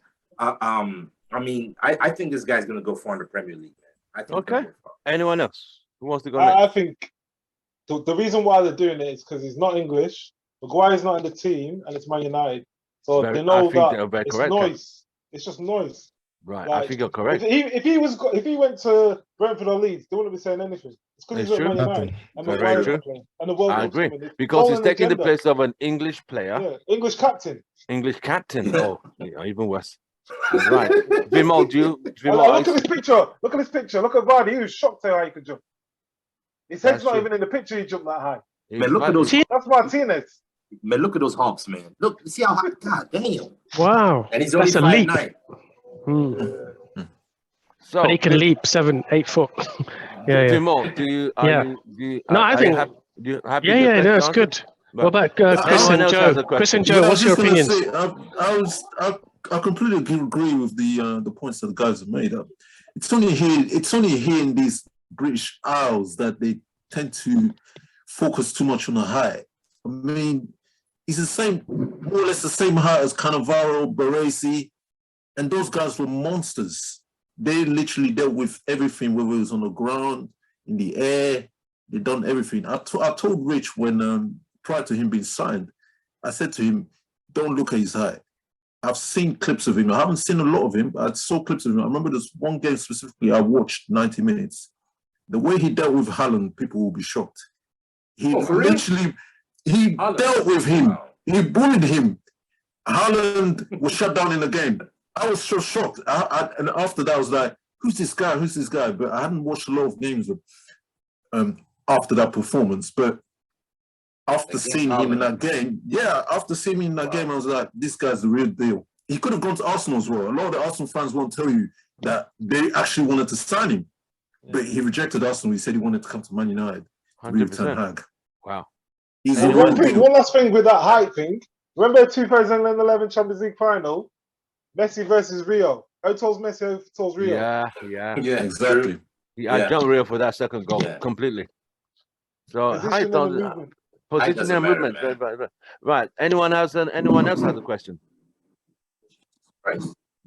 I mean, just you don't need height. You got hops. It's clear technique and everything. And even if he's not that high, maybe even that is a weakness, right? Apart from that, everything else he brings to the club, everything he brings to that lineup, overshadows that though. There's nothing Maguire does better than him. There is nothing Maguire does better than him. That's deep. No, you're wrong. There's one thing that Maguire does better, not Mark. That's true. That's true. Guys, let me tell you. Dani Alves is 5.7 feet. Dani Carvajal is 5.7 feet. Wow. Marcelo is 5.7 feet. Roberto Carlos was 5.5. Yeah. Look at the Spanish team when they were dominating. And Barcelona Jesus team. Christ. They're all short. You guys remember also for Brazil, Aldair? He was 5'5". Right? And these guys knew how to mark and how to solo mark. Yeah. And you know what? It was very hard to get by those guys. And they were strong and physical and they had technique. Height doesn't mean anything in soccer. Even It doesn't mean The English, like Kay I mean, it said, still means something. like Kay. No, It's it could be an advantage, but if you don't know how to, if you played a squad of dwarves, it would be. Hey, it would be oh yeah, effective. hey Romario, you guys ever heard Romario? He's Yeah, 5'4". Yeah. He's 5 foot. Garincha, remember Garincha? Yes, He was this 5'4". Pele. Yes. Roberto Baggio was a shrimp. Messi is a shrimp. Yeah, Messi's short, man. Come on, it's your technique, your skill, and your will to play. That's true. Height could be an advantage. Like Height could be an advantage, but it's your ability to play. It's up here also to be able to read the game, to be able to anticipate, and be able to solo mark and man mark. I think it's a Straight up. culture. I think it's a culture of in the English football system that the central defenders have to be over 6 foot. You know, Because you know why, Tim? The way they used to play football, just hit it long. yeah, and Target man, that's where target man came from. yeah. But now, remember Lindelof? He's tall. Remember against Brighton, how many times they used to just He put got the ball on him. flattened on and his he used to edges. just get like height. And That's true. the thing is with Lindelof and Maguire, those guys, they don't impose their game on the opposition. The height's for nothing. The height's for nothing. They're not very good at anticipating things. They just wait for things to happen, just to take action. They're not proactive. They're reactive. They're reactive. Yeah. They're reactive, not And proactive. and the thing is, if you look at these two guys who we got at the back of Varane and Martinez. Yes. whenever there's any ball that comes in, they clear it straight away. They Yeah, don't they hang clean it up. around. Yeah. They don't hang around with Maguire and Lindelof. They'll be staring. They're staring at what? What is that they're staring at? Player of the month, man. Martinez, player of the month. Man. The difference it's gigantic. The difference. I'm so Gigantic. glad, but I don't want to get too excited too early in game 6. That's why I'm holding back my. He will make a mistake. It's a long. He's definitely going to give away a penalty. That's for sure. It's a long season. He's going to give away a penalty for sure. Martinez is going to give away a penalty. Who was that central defender we had under Mourinho? He was Argentinian. What's his name? He was Rojo. Yeah. Is he better? Is he? Yeah, way better. Oh yeah, he's better. Rojo, man. Come on, man. They're on the same level. Rojo was just a cook. Rojo was fearless. Rojo was fearless. He wasn't tough. Rojo and Martinez are two different leagues. Rojo was more like Heinzer. He's He's like a poor Heinzer. Martinez is going to be better than Heinz. Yeah, he is. Heinz was a butcher. Gabriel Heinz was a butcher. He's a butcher. He's like Sergio Ramos with less talent. He's a butcher. Yeah, it's true. I agree with Rodrigo there. I agree. The elegant Argentine defenders were like Coloccini, right? Walter Samuel that played for Boca Juniors and Inter. Ayala, you remember him? Ayala. You also had Jonas Gutierrez. Those guys had style when they defended. They know the dark arts of defending. Yeah. Otamendi as well. Nicolas Otamendi. We're not doing that. No. Otamendi was a good. No, he was great. No, him also. Go also Buruchaga, Tata Brown. Those guys, and they weren't very talented, but those guys knew how to defend, take the ball, and put it right back into play in the bat of an eye. Right. They knew that was elegance, and again, it comes down to the English culture and the fact that a player is replacing an English captain currently in a World Cup year. So the media is like they're looking and they're waiting for faults and mistakes to pinpoint like this guy is a bad error. Why don't they bring Maguire? It's just a whole conspiracy against a guy being dropped who has never been good enough. I have a question. If he takes into the World Cup and he plays bad, they're going to blame it. Oh, it's because he wasn't playing at Man United. That's what they're going to do. Oh, yeah. Joe, I have a question. Yes, with Maguire being benched all the time, is there anyone here, especially with the Britons, is there anyone here that thinks that Maguire is not going to make this squad? Like he will come in sometime. Oh yeah, he will play. For one, England doesn't really have a plethora of quality center backs right now. So they that's their number one. That's their for the kind of style that Southgate wants to play. He doesn't really have a choice, right? And Maguire's just going to have to keep himself fit in the Europa League games or League Cup games. before that, you know. But I think I don't think it matters at all. And in England, right? I'm sorry, I'm not English, right? If England wants to fault Maguire's form, man, that's just because he's getting exposed, okay? Like he was always going to get exposed. Whatever you're about to see in the World Cup, that was going to happen with or without Ten Hag, right? So that's what England needs to understand, right? They're not doing anything with the way Southgate likes to play. That's just my opinion. So if Varane gets injured or Martinez gets injured, who will come in? Would it be Maguire or would it be Lindelof? It'd probably be Maguire. It'll be Maguire. They'll put Maguire. It probably will be Maguire. I don't know. I haven't seen much of Lindelof at the moment. I don't think Lindelof will complement. Yeah. The thing is with Maguire in England is Maguire's biggest support and biggest fan base is England, and that's why he does well at England, because you know the whole country is behind him. He's English through and through. I don't know why, because he's English through and through. They play three at the back. Yeah, but I think he has a lot of confidence in the England team. He's got the whole country behind him. It's his nation. It's his nationality. It's his ethnicity. Right. And I think that goes, you know, that goes deep into your heart. It's like if you guys played for your home country, you'd probably play with some real inspiration, some real passion. I think that's why he comes alive. With Man United, his club. He's not devoted to this club. He's come here for the pay packet. He's come here for the status. I don't think he really cares about this club. That's a good point you make, Mark. That's the problem. That's the problem in a lot of players. They don't care too much playing for their country. On the opposite, or they come to a club for the money, status, for the image, the status, and the pay. But then in a club like United or Barcelona or Real Madrid or Bayern Munich, where the standards are very, very high. See, in England, you don't play for your country as much as you do for your club. You do week in, week out. And if you're lucky, you play 3 competitions, the League Cup, as well as you play in Europe. And those clubs have a very high standard because of the history. Then you have very high standard because of the fans. Then you have the added media pressure. So if you're not 100% plugged into your club and want to see them succeed, you're not gonna be at the best. In fact, you're gonna be the opposite, and that's been shown. That's been shown. People have been shown up for that. You got to remember with Maguire, he's been rewarded for being bad. Like, and you can't blame him. He thinks when he came over with that comment and said, "These managers keep playing me, I must be doing something right." That just shows you his mentality. But also, you know, the media's partially to blame because they inflate players. Yeah. The media inflates players all over the world. True. Then when they're out, then they love hacking them down. 100%. We all remember. But that's because that's the punditry today. Right. And people like that. People like that.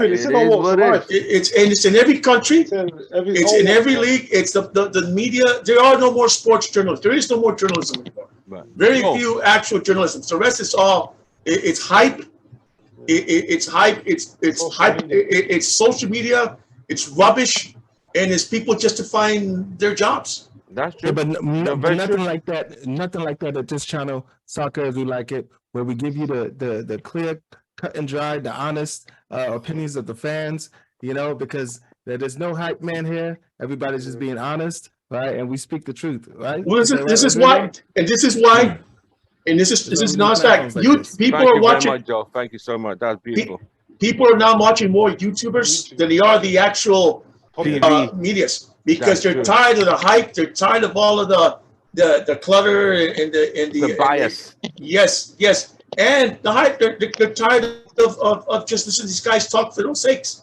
YouTubers are getting more and more viewership. That's why the Skies and everyone are tapping into the YouTubers. Yes. You see them all the time there. They're on Deadline Day, they're on Sky Sports. They're tapping into their viewers because they know their viewers. They're very old fashioned and it's like no one wants to hear what they've got to say. They want fresh. Exactly. No one wants to watch a guy in a suit and tie talking nonsense. Who's been told what to say. Something. The thing is, pundits, they've got earpieces and they're told what to talk on and what to say most of the time. A lot of the time. No one want to hear Graham. But you have also failed coaches, failed players. Yeah, bitter. You know, criticizing coaches who have won something. Exactly. That's the entire staff. You know, Gary Neville just makes me sick.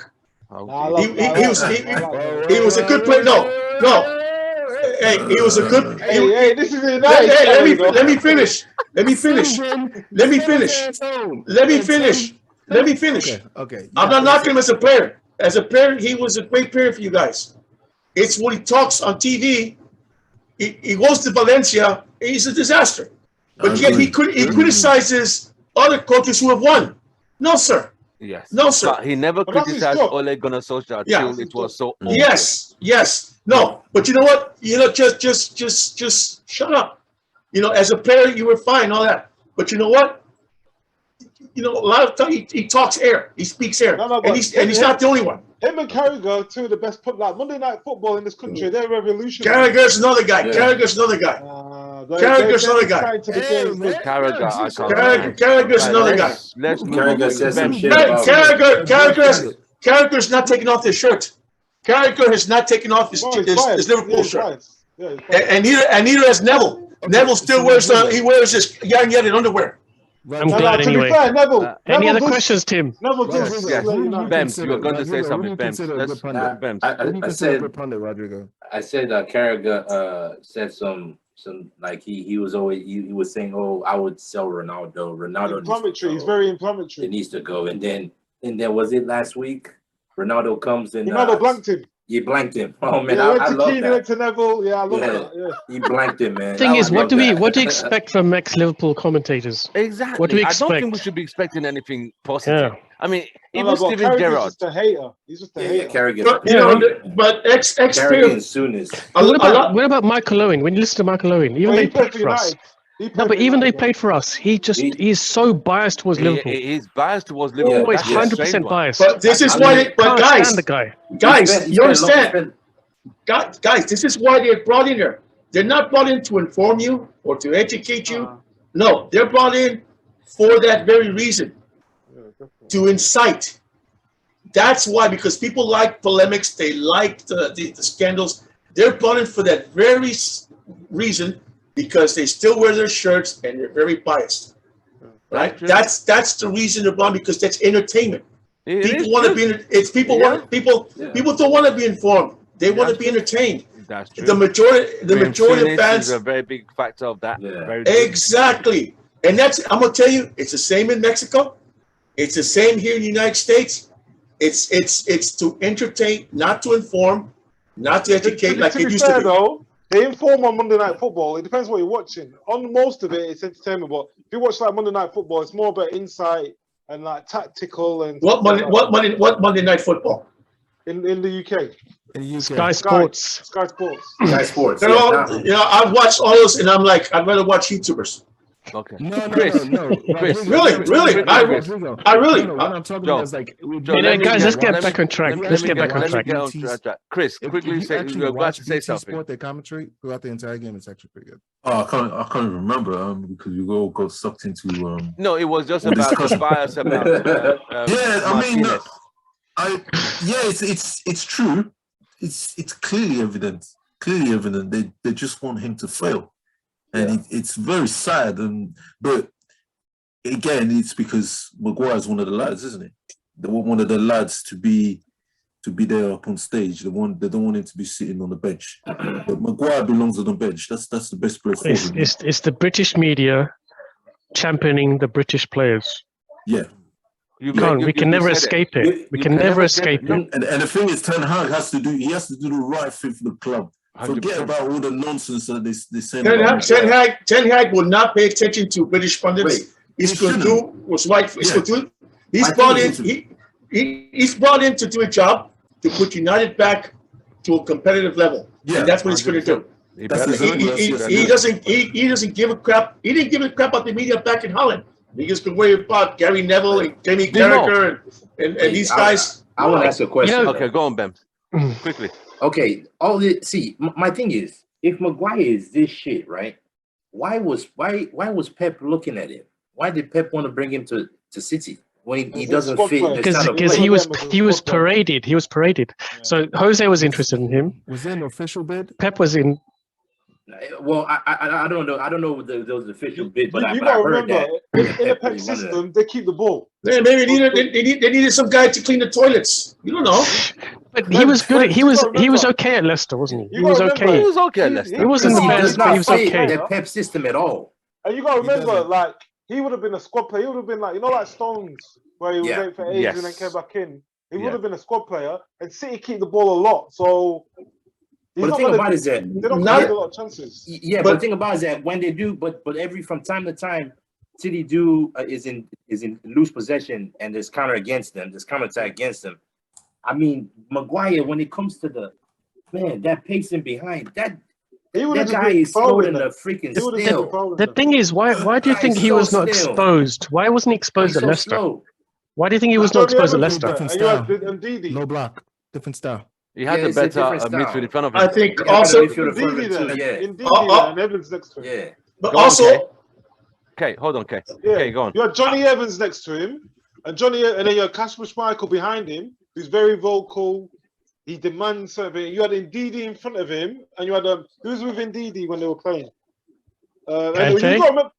Kante? Yeah, Kante, Yeah. And you got to remember, Leicester back then, they played the ball bang straight over the top to Vardy a lot of the time. Yeah. They weren't really playing football. Yeah. It was like hit them on the break, Vardy in behind, bang, goal. Well, actually, when Kante was there was when they won the league, and we all know Maguire came after the season after they won anything. You see, so the thing is, right, if we had proper analytics in place in terms of recruitment, the team would never have picked Maguire based on that. Because that style of football at Leicester doesn't suit what we play. but it's a different. But also, there's several reasons. Let him finish. Bimal, carry on. So I think our recruitment policy has been rubbish because we've relied on managers to pick players or Joel to pick players, which is what's really happening. So if we had a proper Joel Glazer, he picks the team. He picks the players that he wants to buy. If we had proper data analytics. Yeah, proper data analytics. True. Proper analysis in terms of picking players that will suit our style of play. Maguire would never have been picked. So the club has failed us. But there's also a reality. There's a reality also where players play very well in one club, they go to another club, and they don't do as well. They collapse because several factors. They can't adapt to the system. They can't adapt to maybe where they're living. They lose focus for whatever reason. Right, or they're just not up to the standards of play of this other club. True. Then they go to another club and they're like totally different. So maybe Maguire comes to United, finds out it's a different club. There's different standards. One last question. I'm going to start with Chris. When Pogba left Juventus to United, do you think he went downwards in his career, Chris? Or was it due to the style United were playing compared to what Juventus were playing before he came? When Pogba came from Juventus to Man United, yeah, I'll definitely say he went down. It wasn't helped by the only coach who I would say who got him to playing to a certain level was Mourinho. All the others, they didn't attain to. They didn't have an understanding. He didn't have a standard that he was expected to achieve on a weekly basis. But remember, with Mourinho, he had Matic and what's the other guy, the big hair? Fellaini. But this is the thing, though, because during his time at Man United, his position wasn't ever defined. He was always playing in different roles, and also the base wasn't there. There wasn't defensive cover behind him. At Man United, you had this Scottish lad, McSauce. Even though we had Matic, you had Smallings and Jones. Yeah, so he never really had somebody behind him who can rely on a consistent basis, because Pogba likes to dribble the ball and he wants to have cover behind. Yeah. So in that aspect, Man United failed him, but he also didn't help himself with certain things that he did in the media, and also just speaking out of terms a lot of the times. But so it's kind of both ways, but all in all, I'll say that he wasn't looked after at Man United. It's unfortunate the way things happened for him. Okay. Because I really wanted him to succeed at Man United. Joe, do you think Pogba went backwards when he left Juventus to United? 6 years. Yes, he definitely did, because unfortunately we brought him here as if he was like a superstar. It clearly is not. A superstar is supposed to be able to shine regardless of what you put around him. I guess, yes, it's got to be a certain level of quality. The team, the organization did not fully back him, but the drop was too great for somebody that was supposed to be that great, you know? Right. So that's where I feel like he didn't help himself, especially there were so many instances of self-inflicting wounds with his brother, the same dudes that he had running around, his little Twitter warriors that are getting at him for millions of dollars now, right? Those are the same ones that he was using to slander the team, you know. Right. So he did not know how to play the politics. He almost felt like he felt like he was above the club, and the fans knew that, and he moved like that. So he never really. He was never a player that was just completely enamored by the fan base. So Vimo, same question. That's his fault. Vimo, do you think Pogba, when he left Juventus United, there was a big drop? Did he go backwards in his career? Yeah, most definitely. Because I think when they brought him to the club, they expected him to be the superstar, to be the catalyst to change the fortunes of our club, and it's too much for his shoulders. He was surrounded by superstars at Juventus. When he came to us, there were no superstars. Exactly, they were the superstars. So it was too much responsibility on immature shoulders such as Pogba, and he wasn't mature enough to do it. Right. And he is still historically the biggest money signing we've ever made. It was a bad move. I don't think he should have come back. Right. There was one statement Ole made when Mourinho was still manager. If I was the manager of United, I would build the team around Pogba. And when he got the job, he didn't do nothing different. No, but the thing about it is that he as an organization, he wasn't backed the way he wasn't backed to be able to build a team around. Basically. Yeah, they lied to him. It's like they lied to every other manager, man. Yeah. I mean, look at the signings we were getting before. Yeah. So finish, Bems. Yeah, I mean, just like they lied to Ole. Ole wasn't giving the players that he wanted, just like Mourinho wasn't giving the players he wanted, just like Van Gaal wasn't giving the players he wanted, and just like Erik ten Hag, it was. But it's just like Erik ten Hag also wasn't giving all the players that he wanted to. You know what I'm saying? Every single manager is not giving. Even though Erik ten Hag got Casemiro, but he wanted Frankie de Jong. That's who he wanted. He didn't get Frankie de Jong. He wanted Timber. He didn't get Timber. He went for Martinez. He wanted. I think there's another right back he wanted. He's not got the right back. He wanted Darwin Núñez. He didn't get Darwin Núñez. So I mean, yeah, he got good play, but with Pogba, I also think another thing that didn't work out well with Pogba was because even though Pogba didn't have the quality around him, I also think Pogba does not really suit the Premier League, in my opinion. I think because Pogba, he likes to dilly-dally on the ball too much. He likes to dribble too much. The Premier League is fast-paced. You can't waste time. You got to move the ball quickly. So I don't think he really suits the Premier League to be a consistent top Premier League player. Right. Okay, same question.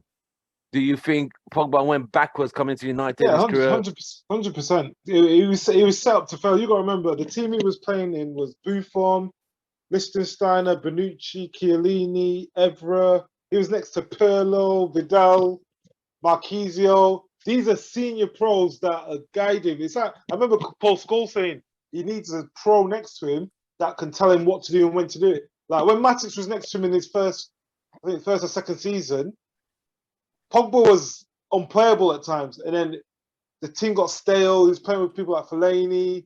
I think if they would have built a team around him properly, I just feel it's just a shame that if Pogba was in this team now, we would have seen a different Pogba. Pogba with a Casemiro or an Eriksen, and the Sancho and Elanga and Anthony.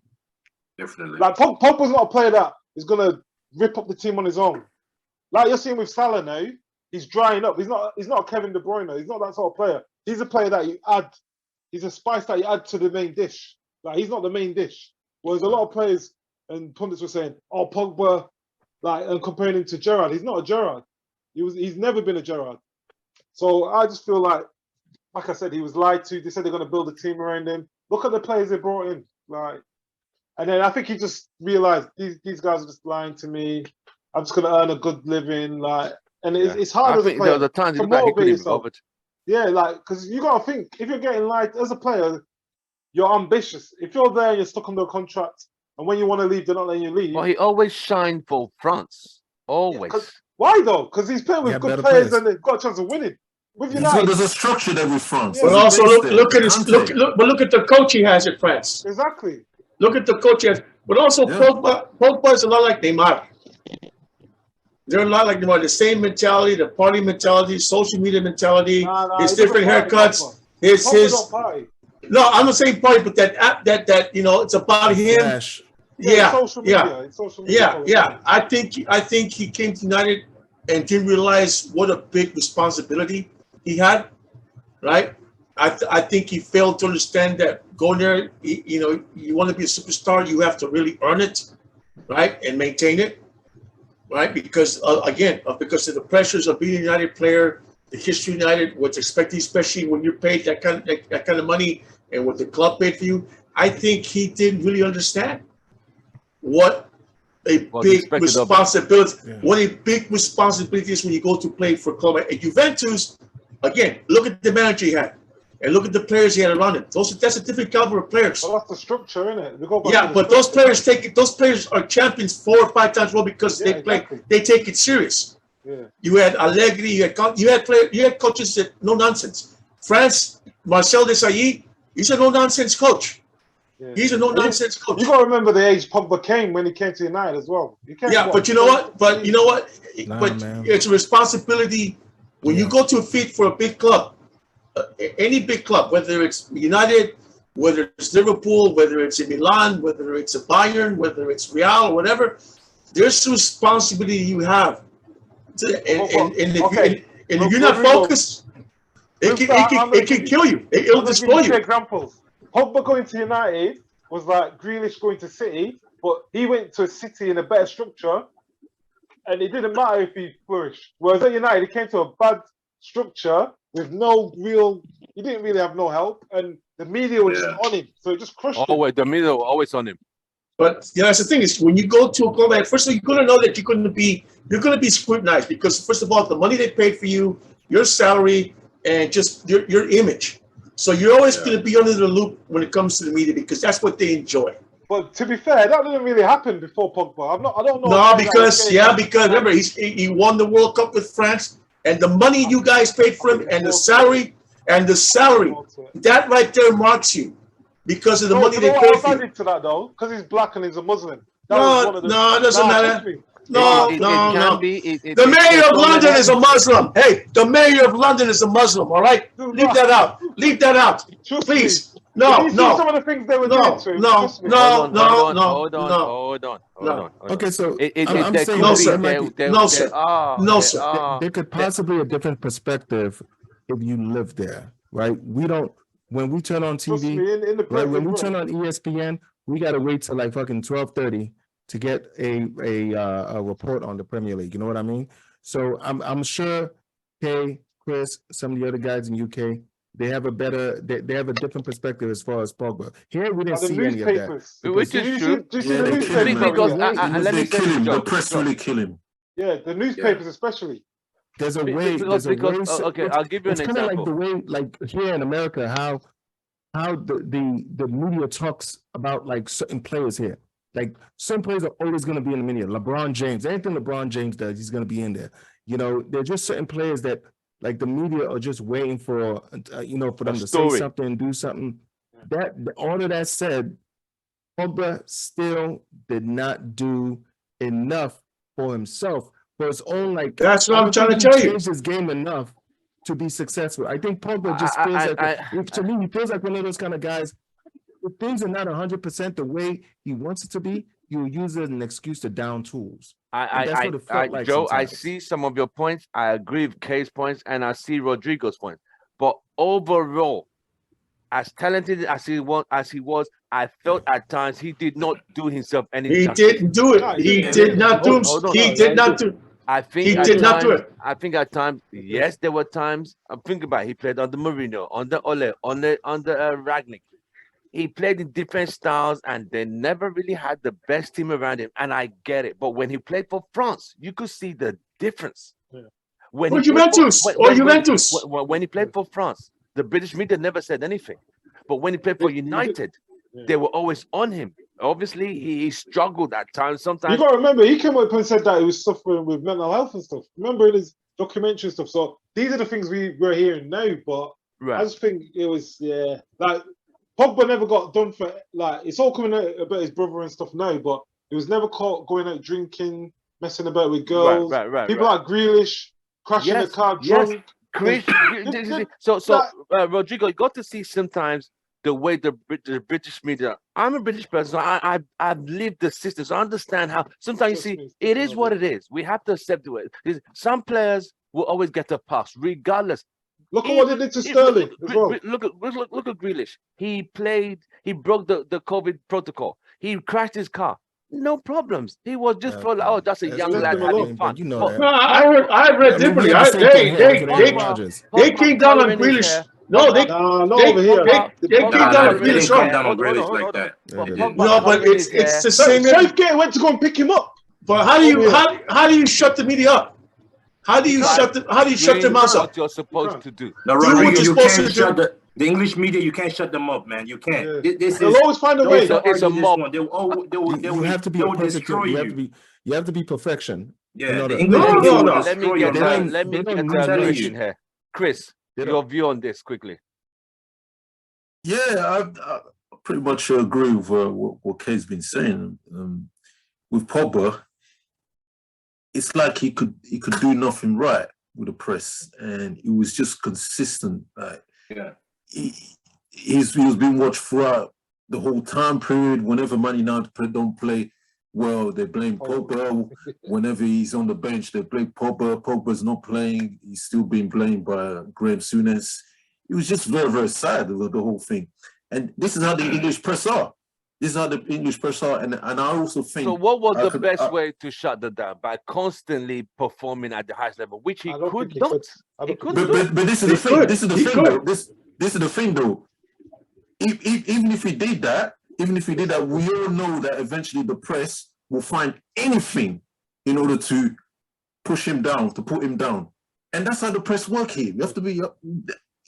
I don't know how it works in the States, but here in England, especially the fact that he's not one of them. Chris, to add to your point, look what he did to Sterling. Look at what Sterling's done. Yeah, and also because we have to add in his skin color as well. Exactly. He had a tattoo of AK-47 on his leg in tribute to his dad. And they were slating him like. I saw that. That was very sad. I mean, if a guy has a tattoo of a gun on his leg, a tribute to his father, what the hell has that got to do with his football abilities? I couldn't figure it out. But when another player has a tattoo, it's glorified as in like it's just not right. But at the same time, this is the bias and the discrimination players receive. But it is football. But sometimes I can only go back to Pogba because he played for Manchester United. His inability at times on the field to show them like I'll shut you guys up. He couldn't. He always. That's what I'm talking. I'm not talking about his personal, whatever that. I'm talking about his performance on the pitch. He was more talked about for the things outside and his haircuts than he was. Oh man, this guy turned the game around. He turned it. No, the things he was United shut. That was Raiola as well. Raiola didn't help him with that as well, to be honest. Yeah. He had an agent that talked a lot, which didn't help his case. And you got to remember, that's true. Yeah. He passed away when he was young. So Raiola was like a father figure to him. So he trusts Raiola. Like it's just a bad combination, I suppose. Right. Well, gentlemen, as we know, tomorrow's Super Sunday. Chelsea played. You got your 3 points. You're happy. You could sit down and put your feet up and watch two teams slug it out. I mean, most teams at the Premier League. What time you guys play tomorrow? 4:30 UK time, which is 10:30. I'm in church. I won't be able to watch it. I'll have to read about it. Don't worry. Just don't. I'll send you a text, but just tell your phone so it don't start going off in the. We're all going to be in church out there for all the moms out there. We're all going to be in church. As it stands, Arsenal 15 points, number 1. Man City 14 points, number 2. Tottenham 14 points, number 3. Brighton, what the hell? Brighton 4th, 10 points, and Chelsea 10 points, number 5. Liverpool 6, 9 points. Man United are in 8th with 9 points. We go to fourth place if we win. If we win, we move up to third place easily. Easily. Fourth. Is that fourth? No, we'll be. No, we got to fourth. We'll be. Liverpool tied today. It depends on Brighton. It depends on Brighton's game, but we got to fourth if Brighton don't win. So as you said, most of you have predicted 2-0, 2-1, 2-1, 2-1, 2-1, 2-0, 2-0. Kay and Chris went for 2-0. Everybody else went for 2-1. Even Rodrigo went for 2-1. So that's good. So all roads lead to Old Trafford tomorrow. Hopefully on Monday we'll have a post-match and see if Anthony played or he didn't play, and if he made an impact or if we'll just see it on Monday. But I'm looking forward to this game. I'm not gonna write Arsenal off. They are flying. The confidence is there. As you know, the Arsenal fans, they are thinking might be the beginning, the dream, the birth of the new Invincibles, which I think is way too early to talk about Invincibles. No, but at least have a good season after so long. Right. You know, the Premiership, I would say, is a marathon. It's not a sprint. There are teams who have run fast and got to December and crashed and ended up not even. Look at Arsenal last season. They lost their first 3 games. And they ended up in 5th. So they're now doing the reverse, winning and seeing. So we only care for United. And we just hope United do well tomorrow. Take your chances and put the ball in the net. That's all. And be careful at the back is all we can say. From all of us, thank you very much. Joe, representing Houston Red Army, thank you very much. Chris, for UK, I appreciate UK, Rodrigo, thank you very much. Bring your Chelsea and football perspective. Bems has just popped out. I'll say, Bems, thank you very much. And Vimol had to go and do something, representing UK, thank you very much. Don't forget to like, share, subscribe, and push this channel as we always have been. Thank you very much. Bems, thank you very much for joining us. Really appreciate your time today, bro. We're about to shut it down. Joe, Joe has been pushing the channel on Spotify. So anytime you want to, you're in your car, in your gym, just check us up on Spotify and listen to our channel. You'll enjoy it. It's fun. Thank you very much, guys. Can I make one quick thing? I'm sorry, I was supposed to bring it up earlier. Yes. Hey, let's give it a moment of silence for Mr. Dino Henderson getting rinsed again. He's been talking all that smack, and he got himself rinsed again by Bournemouth. So maybe they we need lost to 3-2 think about today, didn't they? Yeah, 3-2. Yeah. What, did they make a mistake or what happened? Nah, they were kind of worldies though. Really? They were kind of worldies, yeah. Well, they were hyping him after his done better. penalty saves. After his penalty saves, I was like, "Oh, Henderson's penalty." I think Brentford destroyed Leeds today. All the Handel disciples came out the woodwork, but I'm not convinced. That's all I want to say. Oh, hey, yeah, Brentford destroyed Leeds. I guess US won't win the World Cup. I don't know about that one, but the England USA game in the World Cup will be a very big game. That'll be a good game to watch in the group stage. It'll be tough, you know. I don't think it'll be a walkover. The World Cup it starts in November, right? If y'all don't win that game, I don't want to hear none of that, man. If England doesn't win that game, that's wild. Then they've got to beat USA. The fact they that just have talking like that. No. Well, hey, you got McGuire, man. Come on. Imagine Pulisic running one-on-one against Maguire. That's if he's not hurt. All right, gentlemen, have a nice weekend, and we'll all be texting tomorrow, Super Sunday. If the goals go in the right way, we'll be happy. If they're going the wrong way, we'll come back and talk about it all went wrong on Monday. Monday is bank holiday in the UK. In the USA, it was bank holiday last Monday in the UK, but we got holiday on Monday, Labor Day on Monday. So we could talk about it. All right, guys, gentlemen, thank you very much for your time. Really appreciate you guys. Much love for everybody. Take care. God bless, and have a nice weekend. Tomorrow, Super Sunday. Come on, United. Wait, just a quick question. Are you guys going to be in Tim, are you going to be at our bar tomorrow? Yes. Joe, you going to be there? It's up in the air. What you say, Joe? It's up in the air. Okay. No guarantee. We'll see. You will see. All right, Joe. I'll see you guys tomorrow. Take care. God bless. Bye. God bless you guys. All right. Bye.